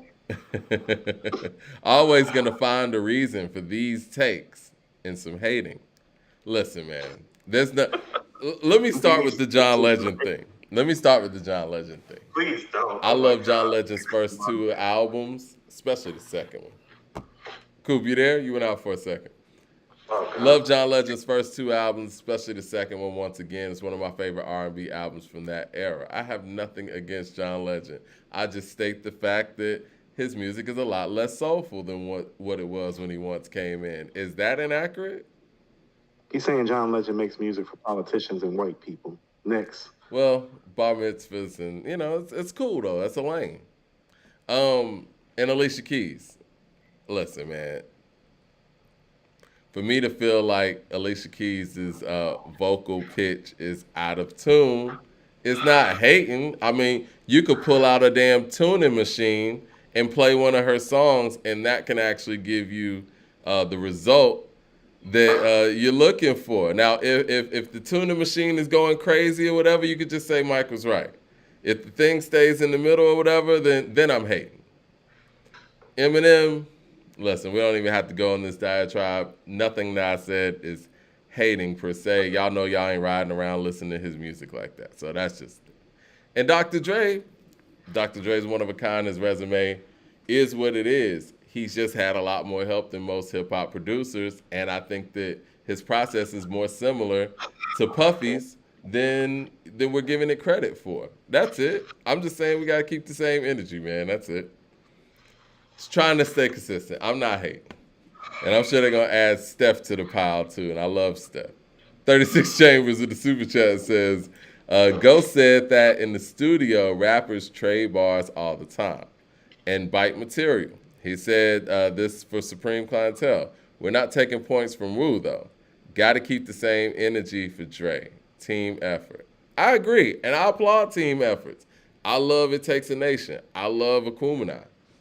But if we're talking about individuals, we have to know what individuals did. Michael Williams with the super chat says, what are your thoughts on Young Thug as an artist? Personally, I find his music more interesting than Future's. I think Young Thug's a legend. I've said that on this show before. I think Young Thug is one of the chief creators of this era. More interesting, but the music is not as classic. So I will agree with the more interesting take, but Future still has the better songs overall to me. Yeah. But like Mike said, still a legend. Yeah. Yeah, still a legend. Trailblazer for his era, definitely. 36 Chambers with the super chat says, Mike, if Drake could just put his name on anything, then you'd be seeing everyone coming out saying that he isn't a producer. You're speculating with no evidence. Would everybody say that if they got their check, though?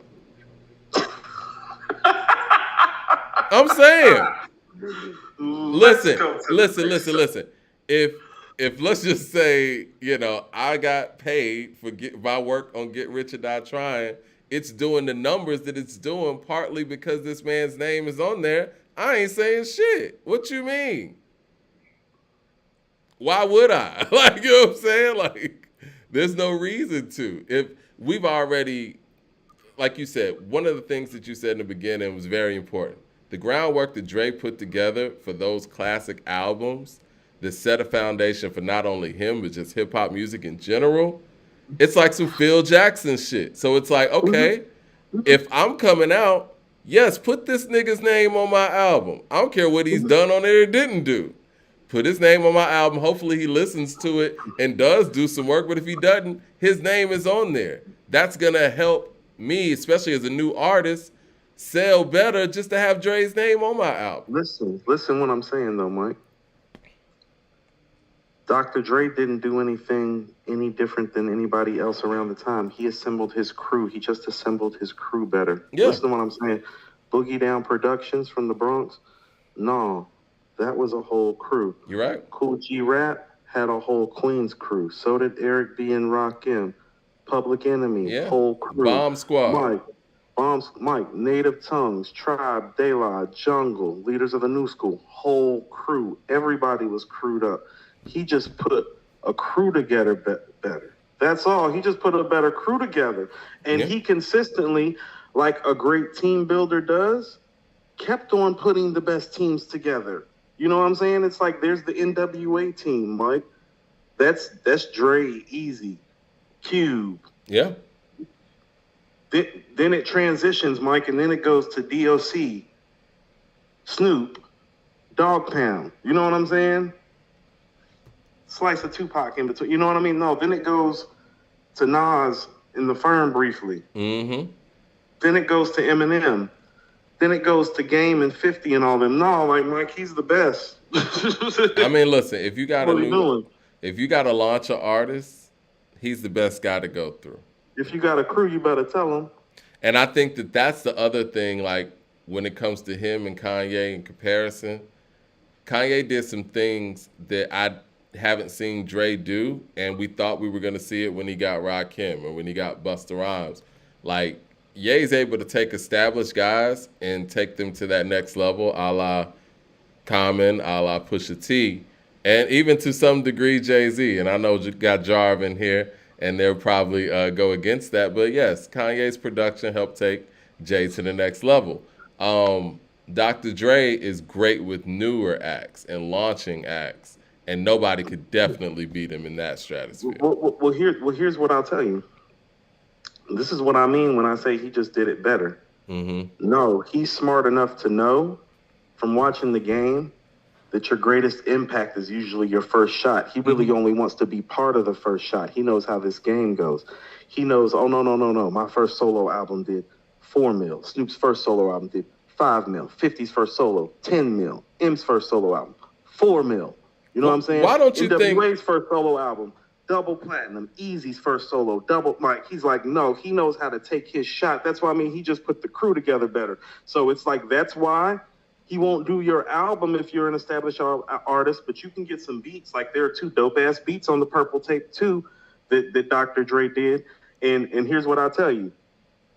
Is it better than the beat Dilla did for 10 Bricks? It's like, no, but it might be the next 2 beats. And it's like, well, that's who he is, too. That's what I'm saying. But he's not going to do Ray's project because he know that he can't give people that Purple Tape feeling again. He's looking to create those moments, those classic historical moments, and he won't touch it unless it can be that moment. And we can't knock him for that. That's what great team builders do. It's like, no, I don't want that player. I'm not going to win a ring with that player.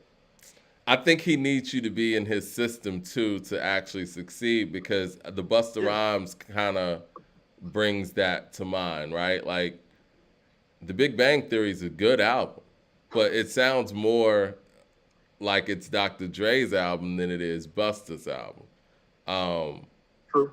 And I think that from a culture, I think he's great at building a culture for a new artist more so than an existing artist, because why would you think that? I mean, what do you think happened with the Rakim thing? Like, how does that not work? I mean, the way Rakim explained it, he was like, Dre wanted him to do some gangster shit, and that's not what he wanted to do. In but the story. as a producer, though, do you? They had creative differences. I don't think that, like, you know what I'm saying? I think you can hear the creative differences, and I'm not gonna say either one of them is right or wrong, but it's like the In the Club beat was for Rakim. Allegedly. And no, that's been confirmed a few different ways, so I'm gonna take that as word at this point. Mm-hmm. But the fact that Rakim didn't take that beat, no, there's something wrong with Rakim not taking that beat, and there needed to be some meeting in the middle. And just the fact that that beat didn't get taken by him, you know what I'm saying, tells me that there were some creative differences going on about the direction, because ain't no way that you hear that drop and you're like, no, or passing on it. So something creatively was going on with what was being expressed about how it was being put together, and I think they just need to do a better job of meeting in the middle. Like, you know what I was expecting? I was expecting it to kind of be gangster, but kind of poetic, like the DOC's first album. Well, all right. It's like kind of just updated, obviously, but I was expecting some of that. Like, you know, the DOC was hard and he was edgy, but he was also like really, really intelligent, articulate, much like Rakim didn't really curse. You know what I'm saying? But it's kind of the producer's job to tap into that artist and make the best for them. Like, let's look at Kanye and let's look at this Common thing again, right? Like, it's not like Kanye came to Common and was like, look, Stand Up by Ludacris, that's a hit. I'm going to make you some shit like this and you need to adjust to it. He's like, no, this is Common, and he's coming off this Electric Circus thing. We need some hard shit, but we need something that's going to ring out. Boom, the corners. I like the Pusha T comparison better because here's the thing with the Kanye Common analysis. Where's Kanye from again? Where Common from? Chicago. Who Kanye been listening to, looking up to his whole life? Right, that's different. Nas? But no, his mentor is No ID. So yeah. Who did work with who? Right. So that's different. He's literally been making beats for Common, like in his mind, even as a young Chicago native before he had his deal from the jump. He made. But I feel like that with Dr. Dre and Rakim too. Like Rakim is a guy. Not true, I feel like Rakim is a guy that everyone in the game looks up to. You know what I'm saying? And he acquired him for some reason. You know what I'm saying? He's Rakim. That's what I mean. That's one of those pairings that I think happened too late, Mike. I'll never forget this. One of the first times that I saw Dre and Snoop on television. This is before Doggystyle, Mike. And they were actually talking to Snoop about how he was working on his upcoming album. And they asked Dr. Dre, I'll never forget this. It's an old MTV Jams episode. It was like one of their summer break episodes, and they were interviewing Dre and Snoop. And he was like, if you could work with anybody, who could it be? It's like 1992, Mike. He's like, Rakim. Mm-hmm. Exactly. It was his dream even in 1992. So I feel like that Kanye and Common comparison thing, it's relevant because it's like Dre looked up to Rakim. You could hear Rakim in the DOC. You can even hear, shit, I was telling somebody this the other day, Niggas for Life. When you listen to stuff like Always Into Something or Appetite for Destruction, that shit sounds like Follow the Leader. Very Rakim influence. I hear the Rakim influence in No One Could Do It Better in Niggas for Life. I do. So that's why I'm saying he looked up to Rakim in a similar way that Kanye looked up to Common. But see, this is what I'm saying though.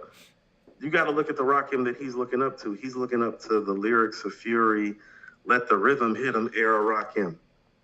That guy is older and different now. Like, that guy is real ferocious on the mic and no nonsense. Like, the older Rakim is a little bit more knowledgeable, spreading the love and enjoying his iconic status. He wants the guy from Know the Ledge and from Lyrics of Fury and from Follow the Leader. And I get it. It's like, no. You're not getting that guy. Kevlar Laboratories. None of us is getting that guy. Well, I mean, as a producer, though, Mike. it's like, as a producer, you're like, look, I got to get that guy out of him. You know what I'm saying? Mike, you're not getting no Let the Rhythm Hit Him, Know the Ledge. No. He's Rakim, not even man. Dr. Dre. That's what I mean about people going to have to meet in the middle and stop being so unrealistic. That's unrealistic in your mind to think that I know you're Dr. Dre. If you think you about to get a Lyrics of Fury, no, you're tripping. Kevlar Laboratories with the super chat says, I don't think Daz was interested in saving Death Row. Why not? He was still on Death Row. Snoop was coming out with his sophomore album. What what better opportunity at the time to actually state your claim as one of the top producers in hip hop than to actually knock it out the park with the Dogfather? You know what I'm saying? Mike, we have to watch this Dear Mama documentary. Everybody's been talking about it in the chat like the whole time. We got to watch the episode. Oh yeah, we will. I think I'm gonna get on that today. Now, I say I'll do that today. We'll talk about it on Wednesday. I am Pasquale Rodriguez. It's not like people make music anymore. We might as well talk about Tupac documentaries and how Mike about to take this Dr. Dre versus Kanye L, and how he definitely about to take this Nas versus Jay guest appearances L. You go ahead and pencil, put Kanye Dre down on your list. Mike. You know what? I'm more excited about this Kanye Dre thing, to be perfectly honest. I am too, Mike. You're going down, Mike. I am Pasquale Rodriguez with the Super Chat says, Mike's favorite Kanye song is Black Skinhead. No, it's not, but that was kind of funny. Lex Diesel with the Super Chat says, it's interesting that both Dre and Kanye fumbled the ball more or less when they work with Nas. That is interesting. Say less. More or less. You want to talk about this Cameron and Budden thing Yeah. and Let's do some MC ratings before we get out of here? Yeah, let's do that real quick. So, it's a lot going on. I guess let me just go from the start, I guess. So,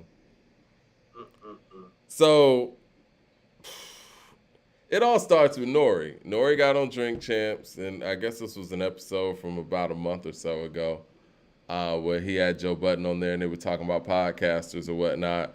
And NORE said something along the lines of, you got rappers out here doing sports shows, cooking shows, and comedy, and failing at it. And so Cameron and Mace, the sports show, Trick Daddy has a cooking show, and T.I. is out here doing comedy. And so Cam says something about it, and you know, he called Joe Budden Ho Budden in the you know, in the statement too. And so they kind of been going back and forth. But NORE just made a post saying that he wasn't talking about Cam. Let me read this real quick, because NORE just put this up. I watched that interview. Who was he talking about, though? Exactly, nigga. No. I mean, if you wasn't doing that, then I mean. Exactly. No. Hold on, let me read this. So this is what NORE said. This is what NORE said. Me and you are friends from the 90s. You have my real phone number.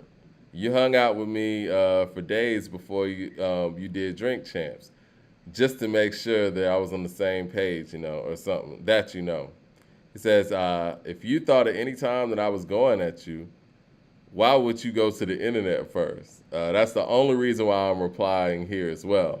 You and Trick are not failed rappers. Y'all are successful rappers. That footage from Joe Budden's show was old footage. Your show wasn't created yet. I never saw a single footage of your shit, so there's no way that I could have been talking about you. I know you're arrogant, intelligent, and confident. I'm talking about failures.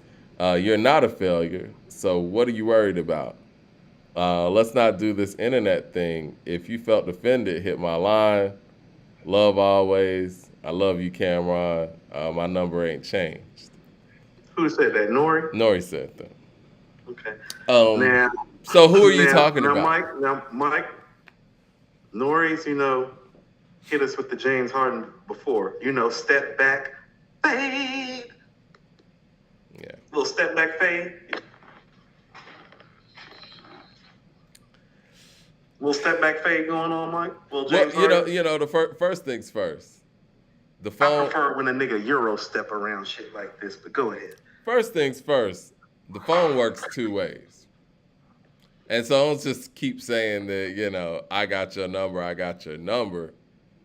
If you said something like that and the person took it like that, you call Cam up and clarify. And you still didn't say who you were talking about. Like, I think that was very specific to say sports shows, cooking shows, and comedy. He might have gotten wind of the sports show. Of course he did. Of course he did. We hear things before we hear some things before they happen sometimes. You know what I'm saying? He's super plugged. Again, he's trying to act like he found out about the sports show when we did. You just stated that you know this man personally. You had him on Drink Champs. You don't think that he said anything about a sports show, or you knew that these things were in the works? I mean, this is a big deal. It's Cam and Mace doing a sports show together. So you don't think people that knew them knew that this was in production? They got a full set. They're not just pulling up doing it from an iPhone or something. They got a full set, so you knew this was happening. Come on, man. That's right around. That's what I would do. I don't like this because, again, this is what this it's that they want to say it's internet talk or whatever, but no, it's the vagueness of throwing sideline shots. All you have to do is just say who you're talking about, and it'll cut all confusion. But when you leave it up to the public to put the puzzle pieces together, it sounds like you're talking about Cam and Mace's show, Trick Daddy's show, and T.I.'s show. And again, man, this whole thing about the podcast space with rappers and all of that, let's just be perfectly honest. Joe Budden is a pioneer in this thing, and Drink Champs is very successful. But let's not sit here and act like rappers start doing the podcast thing because the rap shit was working. They went more towards that stuff because rap had slowed down. And that's okay. Don't make it seem like you're different. You know what I mean? You know what I'm saying? It just is what it is. The only nigga who was out here doing the show and it was still that nigga musically is Snoop. Snoop was doing GGN 10 plus years ago. And he stopped doing it because he's Snoop. You know what I'm saying? Like, everybody who's been able to take on this full time has been able to take it on full time because the music slowed down. It is what it is, and that's fine.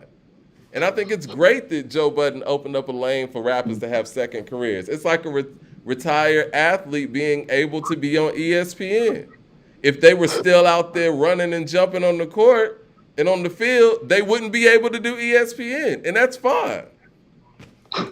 Today on According to Hip Hop, Mike throws up game, son. I'm just keeping it real. I'm just keeping it real.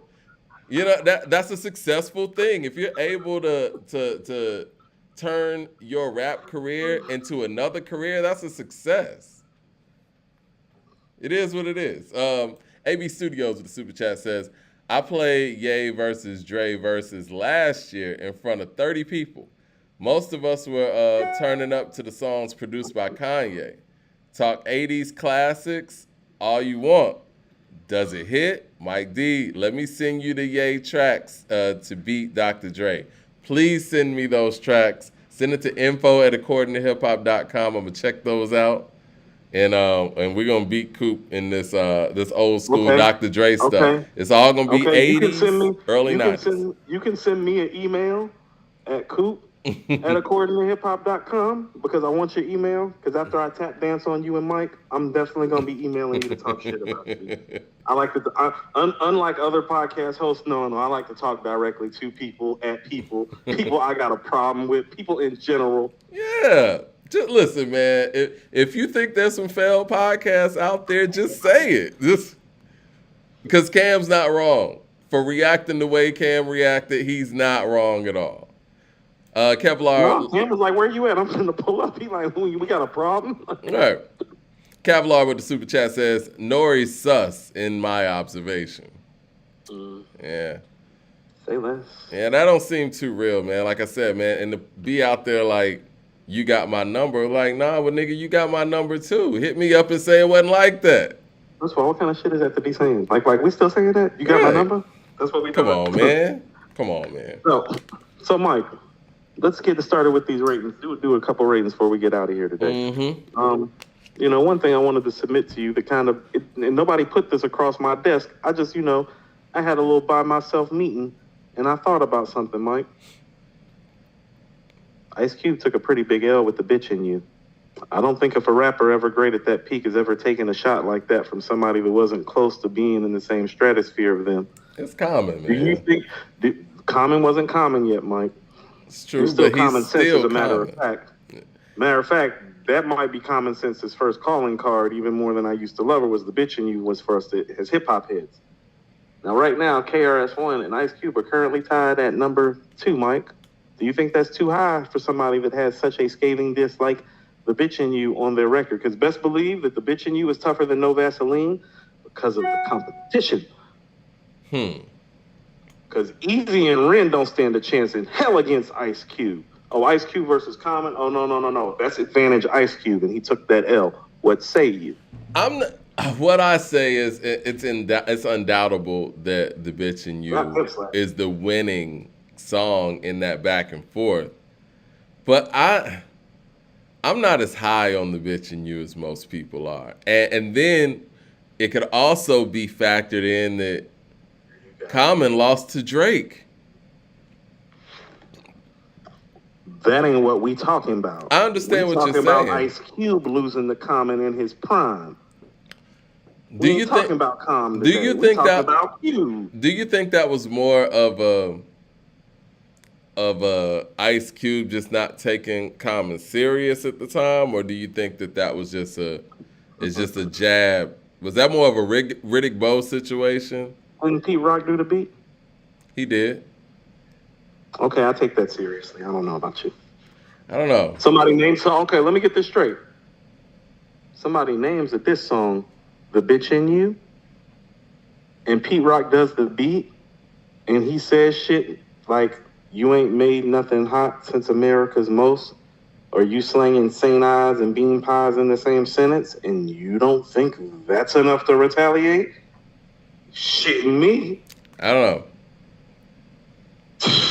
I think so it's you just gonna pass that over like that don't matter. No. I think it's a great David and Goliath situation. And you still got that ass beat, Mike. All I'm saying is everybody up on this list, like, has never lost a battle? I mean, Jay's the only one up here, Mike. We know who he lost to. Wait a minute. I know this might be some years down the line. I'm probably going to get killed in the chat for this. But, fuck it. I'm on a roll today. You don't think the KRS lost to Nelly? I'm just saying. We're going to the ratings, Mike, before we lose credibility in the street. Nelly's verse on the Rock the Mic remix, you don't think he got KRS on that? Are you comparing? I'm just comparing the battle. A Nelly verse to Common Sense's "The Bitch in You." No, I'm just saying. Have you lost your mind? I'm just saying a legend losing to somebody that he didn't lose anything. You don't think he lost to Nelly? Not like Cube lost to Common Sense. No. Don't even try to equate those things and make them equal, Mike. Shame on you. Are you that much of an Ice Cube fan? Mike, all I'm saying is how about this? Nah, like, Jay's the only person up here who's lost like that. But he lost to number one. Right, and the Takeover is still a hell of a diss record. And the Takeover took Prodigy off the map. Rest in peace. And so, yeah. And like you said, the Takeover is a hell of a record. Mike, I would tell you about that. I'm not comfortable with him being tied with KRS and above Jay. About that is what I would tell you. I'm not mad at that because I do. It's like how we kind of like slid Snoop out about the writing. It's like no. The Bitch in You isn't just the L, Michael. That's a big L at your peak. And here's the reality of the matter: Ice Cube's albums were never the same after The Bitch in You. Ooh. What? His albums weren't as good after The Bitch in You. His say whatever you want. 007 with the super chat says Muhammad Ali didn't go undefeated and he's considered the greatest by many. Some may disagree, but nobody is perfect. Being top 5 doesn't mean zero chinks. No. But you can't have guys around you with better records. Period. It's not how fights go. It's not how rankings go in fights. It's like a guy that's lost 2 fights isn't above a guy that's only lost 1. Where do they do that at? When did The Bitch in You come out, Mike? When did The Bitch in You come out? It had to be like 94, 95. Yeah, Mike. Ice Cube never made it 97? It was that late? Yeah. Damn. Feels like it was. I thought it was like, because it was an answer to the whole I used to love her thing. Somebody asked. Yeah, but that's something that West Side Connection said on the West Side Connection album, right? Correct. That's 96. So, yeah. But yeah, The Bitch in 97. And Mike, I'm right when I say that. Because West Side Connection album is the last classic thing Ice Cube was a part of. Okay, that's fair. What do y'all think in the chat? And So Calm took Cube down a few notches too. And to answer somebody in the chat, Drake's response to Common Sweet was "Stay scheming," and yeah, that was everywhere. I think we might have to slide Ice Cube down about the bitching you, Mike. Let's didn't we have to pull KRS out? You want to pull KRS out before we slide Cube down? Is that what you're saying? Well, I mean, we could do both, you know. But we gotta because here's the thing: Jay made the takeover, in his battle with Nas. We gotta put Jay back over Cube, and put Ice Cube at 4 right now, and then we can pull KRS out. Is that cool? That's cool. I hadn't thought about the bitch in you, and I didn't want to you know what I'm saying. We gotta be fair about Is the bitch in you a top 10 diss record all time? I think it's top 5, Mike. It's not. It's Cube. It's prime Ice Cube, Mike. I need to go listen to that record today. It's not a diss record that I go back to. Prime wanting a feud.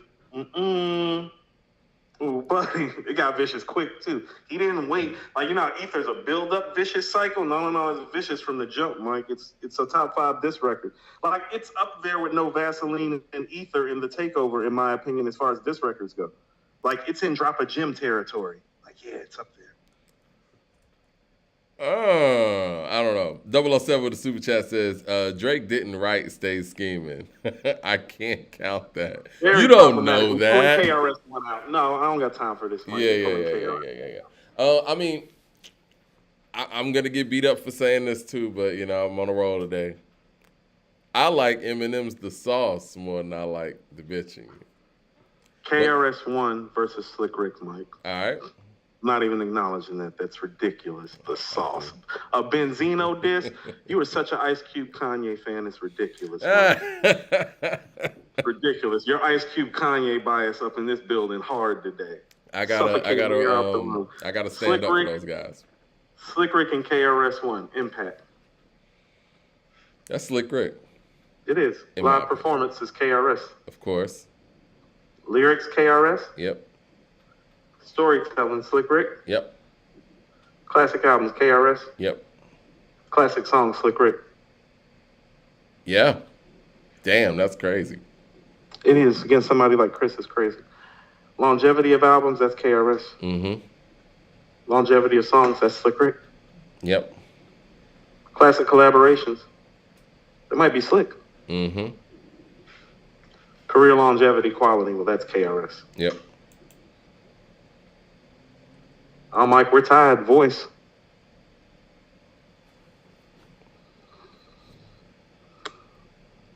I like Slick Rick's voice more. But how about this? I don't know if Here's what I'll tell you. Slick Rick's voice is more unique. But unique isn't always better, and in this case, it's not. His uniqueness of his voice, it beats a lot of people. It doesn't beat KRS's voice, because here's the thing. KRS's voice is great with the beat, without the beat, live, in studio, transitions everywhere. Slick Rick's voice transition everywhere like that? I think it has, actually. I heard him at the Garden, Mike. I don't agree. I just heard him at the Garden. That's part of why I'm saying that. I just heard him live. Who do y'all think has the better rap voice? KRS-One or Slick Rick? Jay Short with the super chat says, Cube dissed NWA so bad, Dre didn't even respond.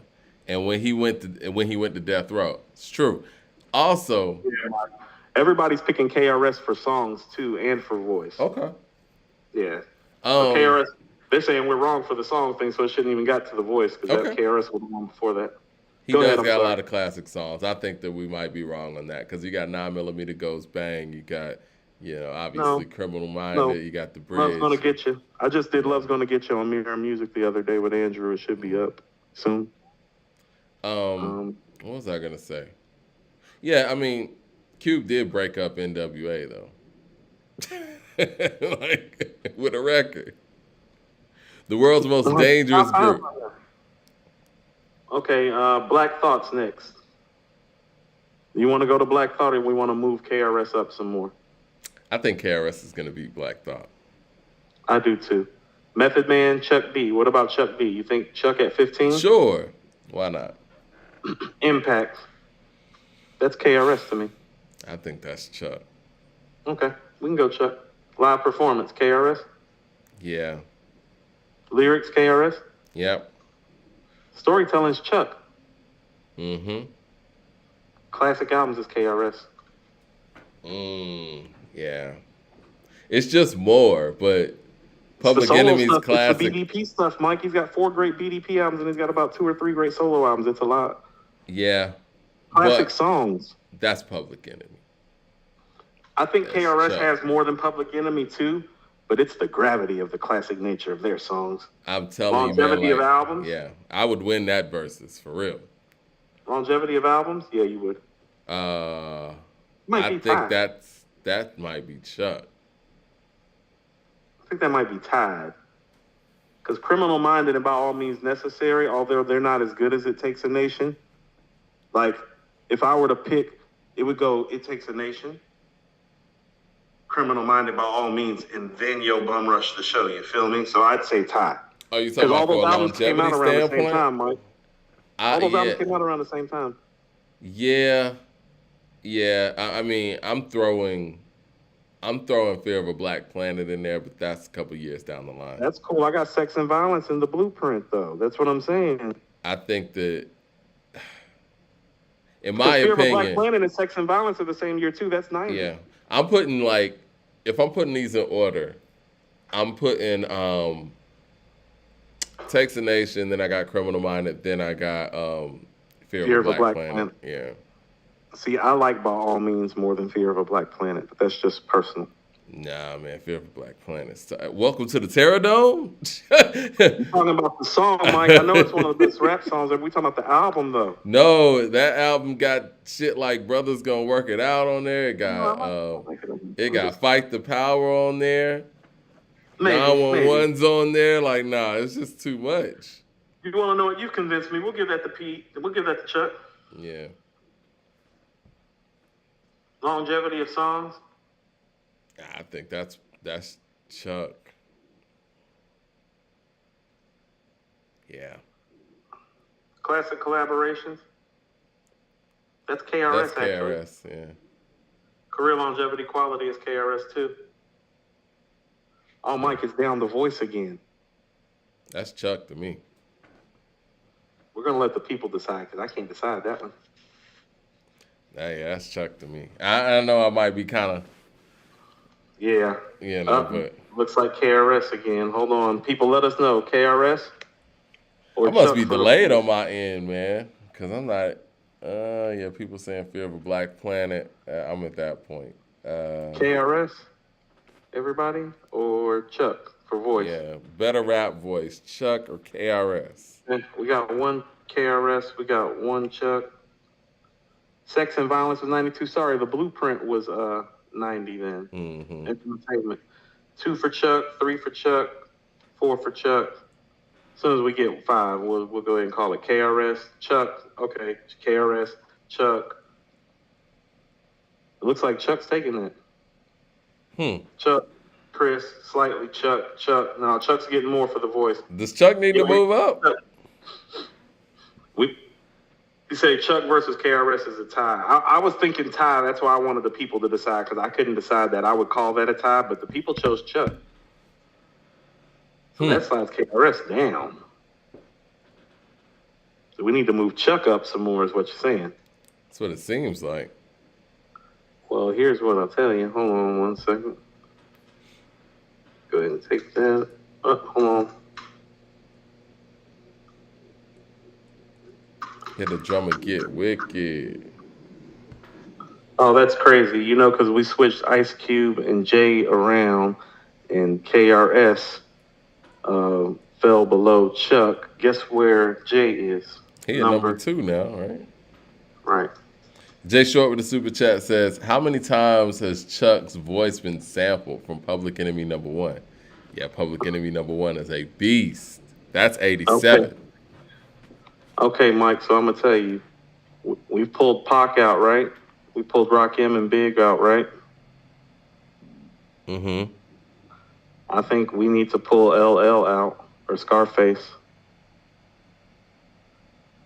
before we even address the Chuck thing, because I think with KRS being at 15 and Chuck being at 14, we need to clear the guys in front of them, because I think Chuck and KRS might be able to beat these guys, because the guys ahead of them are Scarface, LL, Scarface, Snoop, Ghostface, Raekwon, Kanye, and Common.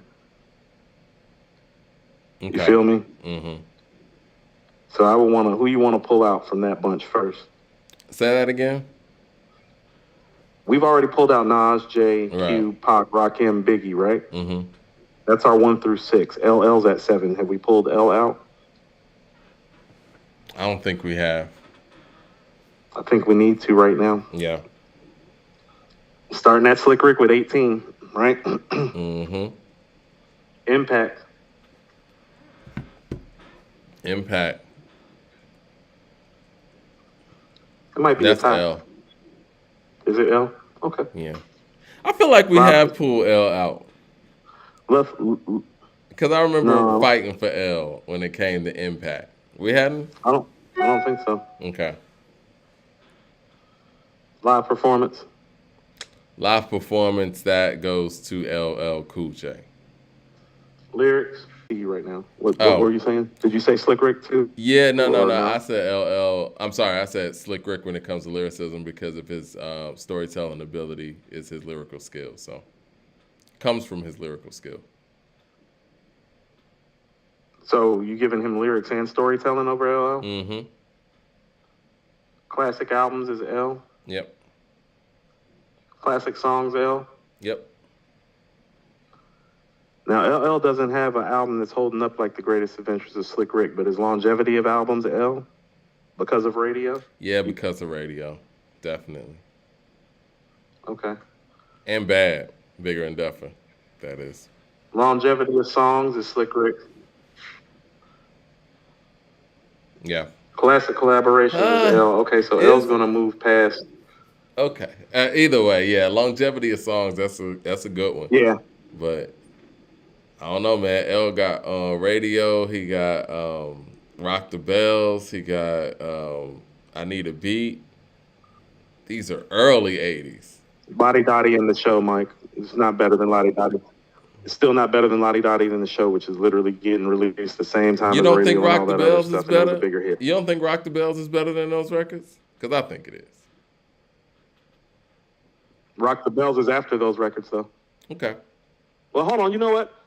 Do I think Rock the Bells is better than Lottie Dottie? Yeah, maybe. I do. Maybe. Yeah. I personally like Yeah. I Need a no, Beat. No, I'll argue that. No, that's cool. I personally like I Need a Beat more than all of them, but We can tie that. That's cool. Classic collaborations is L, and so is career longevity. yeah, quality. L won that one while we playing around. Yeah. Right. So that's L. So L's probably gonna beat Black Thought and Method Man. We probably need to put them in the ringer too. We're gonna put them up against KRS and Chuck right quick. LL against KRS. Yeah, I like that one. Impact. LL. Live performance KRS. Yeah. Lyrics KRS. Yeah. Storytelling KRS. Yep. Classic albums KRS. Yeah. Classic songs is L. Yep. Longevity of albums, is that L, even over KRS? Yeah. Because he got radio. Longevity of songs? I think that's L too. Classic collaborations, is that L? Mm-hmm. Career longevity quality, that's KRS. Think so? KRS released an album last year. When the last time L made an album, and a dope one at that? It's been a minute. It's not even a question, Mike. It's been about 20 years since L made a quality project. KRS been working and doing quality stuff. I'm just so used to LL being the longevity king. But, Not against KRS, he not. Not against Nas and Snoop anymore either. Yeah. Or Jay. It's getting to that point, yeah. So, guess what? We got a tie. Who's got the better voice? Because I say KRS. I say LL. Let the people decide, LL or KRS, who has the better voice. The better rap voice? LL, KRS. Yep, we need y'all to help us out. First 1 to 5, better rap voice, KRS or LL Cool J. Don't you gotta love according to hip hop for the people by the people? This is when people. Mad Max, you're 12 years old. Of course, you're not playing KRS's album. His last album, like his first album, came out when your mother was like 10 years old. You know. LL Cool J is hard as hell. Battle with anybody. I don't care who you tell. Voice LL or KRS, people. We need chimes in the chat. Oh yeah, we still got those free according to hip hop shirts on our community section. Hit that link, and yes, you got to pay for shipping, but that's it. The shirt's free, so go to the community section, get your free according to hip hop shirt, get that delivered out to you, and All right. yeah, we got what do people one say? LL, 1 KRS, 2 for KRS. Mm-hmm. 2, 3, 3, 4 to L, 5 KRS got it, Mike. KRS got it. Wow. See, this is what I mean. See what I'm saying? We're all mixed up now. No, we're not, because here's what happens is that some of these people who are above, we're going to have to take them out and put them in, and they're probably going to sink too. So,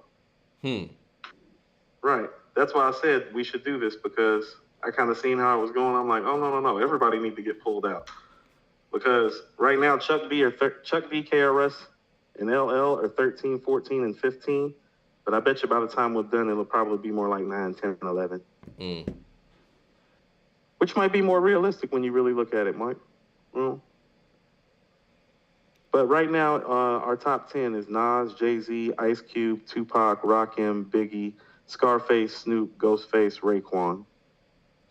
It's not a bad top 10. No, it's not. So who we pulling out next? So you want to just start going in order? I think we need to pull out Raekwon, man, or Ghost. You want to pull Ray out right quick before we got to go? I got like a few more minutes. You want to pull Ray out right now? I had to jump out on another call. I don't like how you're pulling Ray out before Ghost. I said or Ghost. Or Ghost. I know how you do. I said or Ghost. No, because they kind of stand out from what you just said. You know what I mean? I ain't even going to front. Of that top 10, Ray probably is the one that stood out to me. It's like, oh, is my guy Ray top 10? So we'll pull Ray out first out of fairness and objectivity. Okay. Slick Rick, Impact, Ray or Slick Rick? Slick Rick. Okay. Live performance. That might be Rick. Overall, I think it might be. Lyrics, I think is Ray. That's Ray. Storytelling is Slick Rick. Classic albums is Ray. Okay. Classic albums, classic songs is Slick Rick. Longevity of albums, is that Slick? Yep. Longevity of songs? That's Slick Rick. Classic collaborations, that's Ray. Yeah. Longevity, that's Ray. Okay.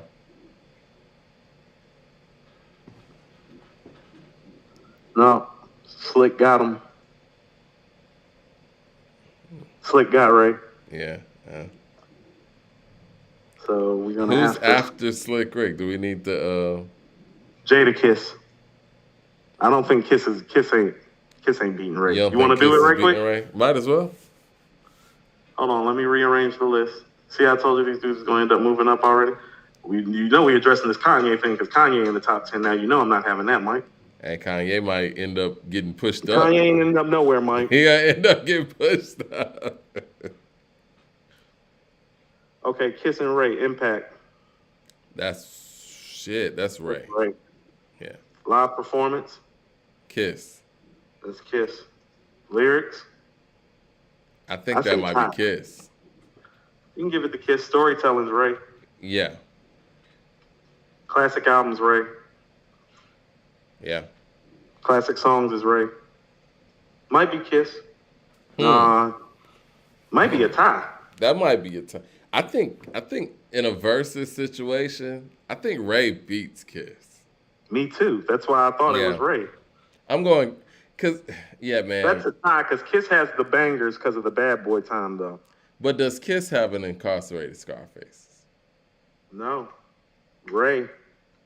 Longevity of albums, that's Ray. Yeah. Longevity of songs is Ray too, so Ray beats Kiss, yeah. Okay. So that's righteous. And so now we have Nas, J, Q, Pac, Rakim. That's our top 5. That's a great top 5, though. Yeah, I like it. Biggie, Scarface, Snoop, Ghostface, Kanye. I don't love our next 5 that much. Who you want to pull out? Ghost. We're going to pull Ghost and Ray out. Let's go. Putting Ghost up against Slick. Yep. Right? Mm-hmm. Yeah. Impact. Slick Rick. Yeah. Say that a lot with Slick Rick, don't you? Yeah. Live performance. Huh. That's Slick. Is it? Yeah, Ghost ain't no better than Ray live. I done seen them both together and separate. It ain't no difference. Lyrics? He brings out the belt and all that stuff. Ghost with lyrics. I never thought Ghost would lose a storytelling battle, but to a few people. But guess who one of those people are? I got Ghost on this one, but ain't nobody buying that, Mike. You don't think Ghost is a better storyteller than Slick Rick? Where's Ghost's children's story or Mona Lisa in hit form with it? With hit form, you got All That I Got Is You out there. Like I said, where's the children's story of Mona Lisa at? So we're just going to put Slick Rick over everybody, storytelling-wise, other than Nas, right? I mean, because storytelling, you want to know what? Are you giving, you know what? We can tie that, Mike, because Ghost has more stories, but he doesn't have greater stories. Like, he still doesn't have one story. This is entertaining, has the moment I feared, Mona Lisa. I just think Indian he's Girl. a better storyteller. Like, you know what I'm saying? Like, his stories are, again, Slick Rick's stories are great, but it's like he took what Slick Rick was doing to the next level. Mike, you need to take the tie. I'm cool with the tie. I'm cool with the tie. Take the tie. Classic albums is Ghost. Yep. Classic songs is Slick. Mm-hmm. Longevity of albums, Slick. Yep. Longevity of songs, Slick. Classic collaborations is Ghost. Mm-hmm. Longevity quality is Ghost. That tie saved Ghost from suffering Raekwon's fate. 1, 2. Oh, Mike. But guess what? Slick Rick still won. It's coming down to voice, Mike. I think Slick Rick wins that. And so guess who's right back together again where they started? Yeah. Keep trying to tell y'all Ghost ain't that much better than Ray. Keep trying to tell y'all. Okay, we can call this a day. And look, Mike, already, just by doing that, guess who's 11, 12, and 13 already? Chuck B, KRS, and LL. I like that. And Scarface, Snoop, Kanye, and Common are ahead of them. Commons are 10. So I say we start with Scarface. Snoop's already been pulled out. Yeah. So people can only jump Snoop. So we got to do Scarface and Kanye and Common. Okay. Yeah. All right. Well, good stuff, man. Y'all have a great day. It's another edition of that Monday Madness. Yeah.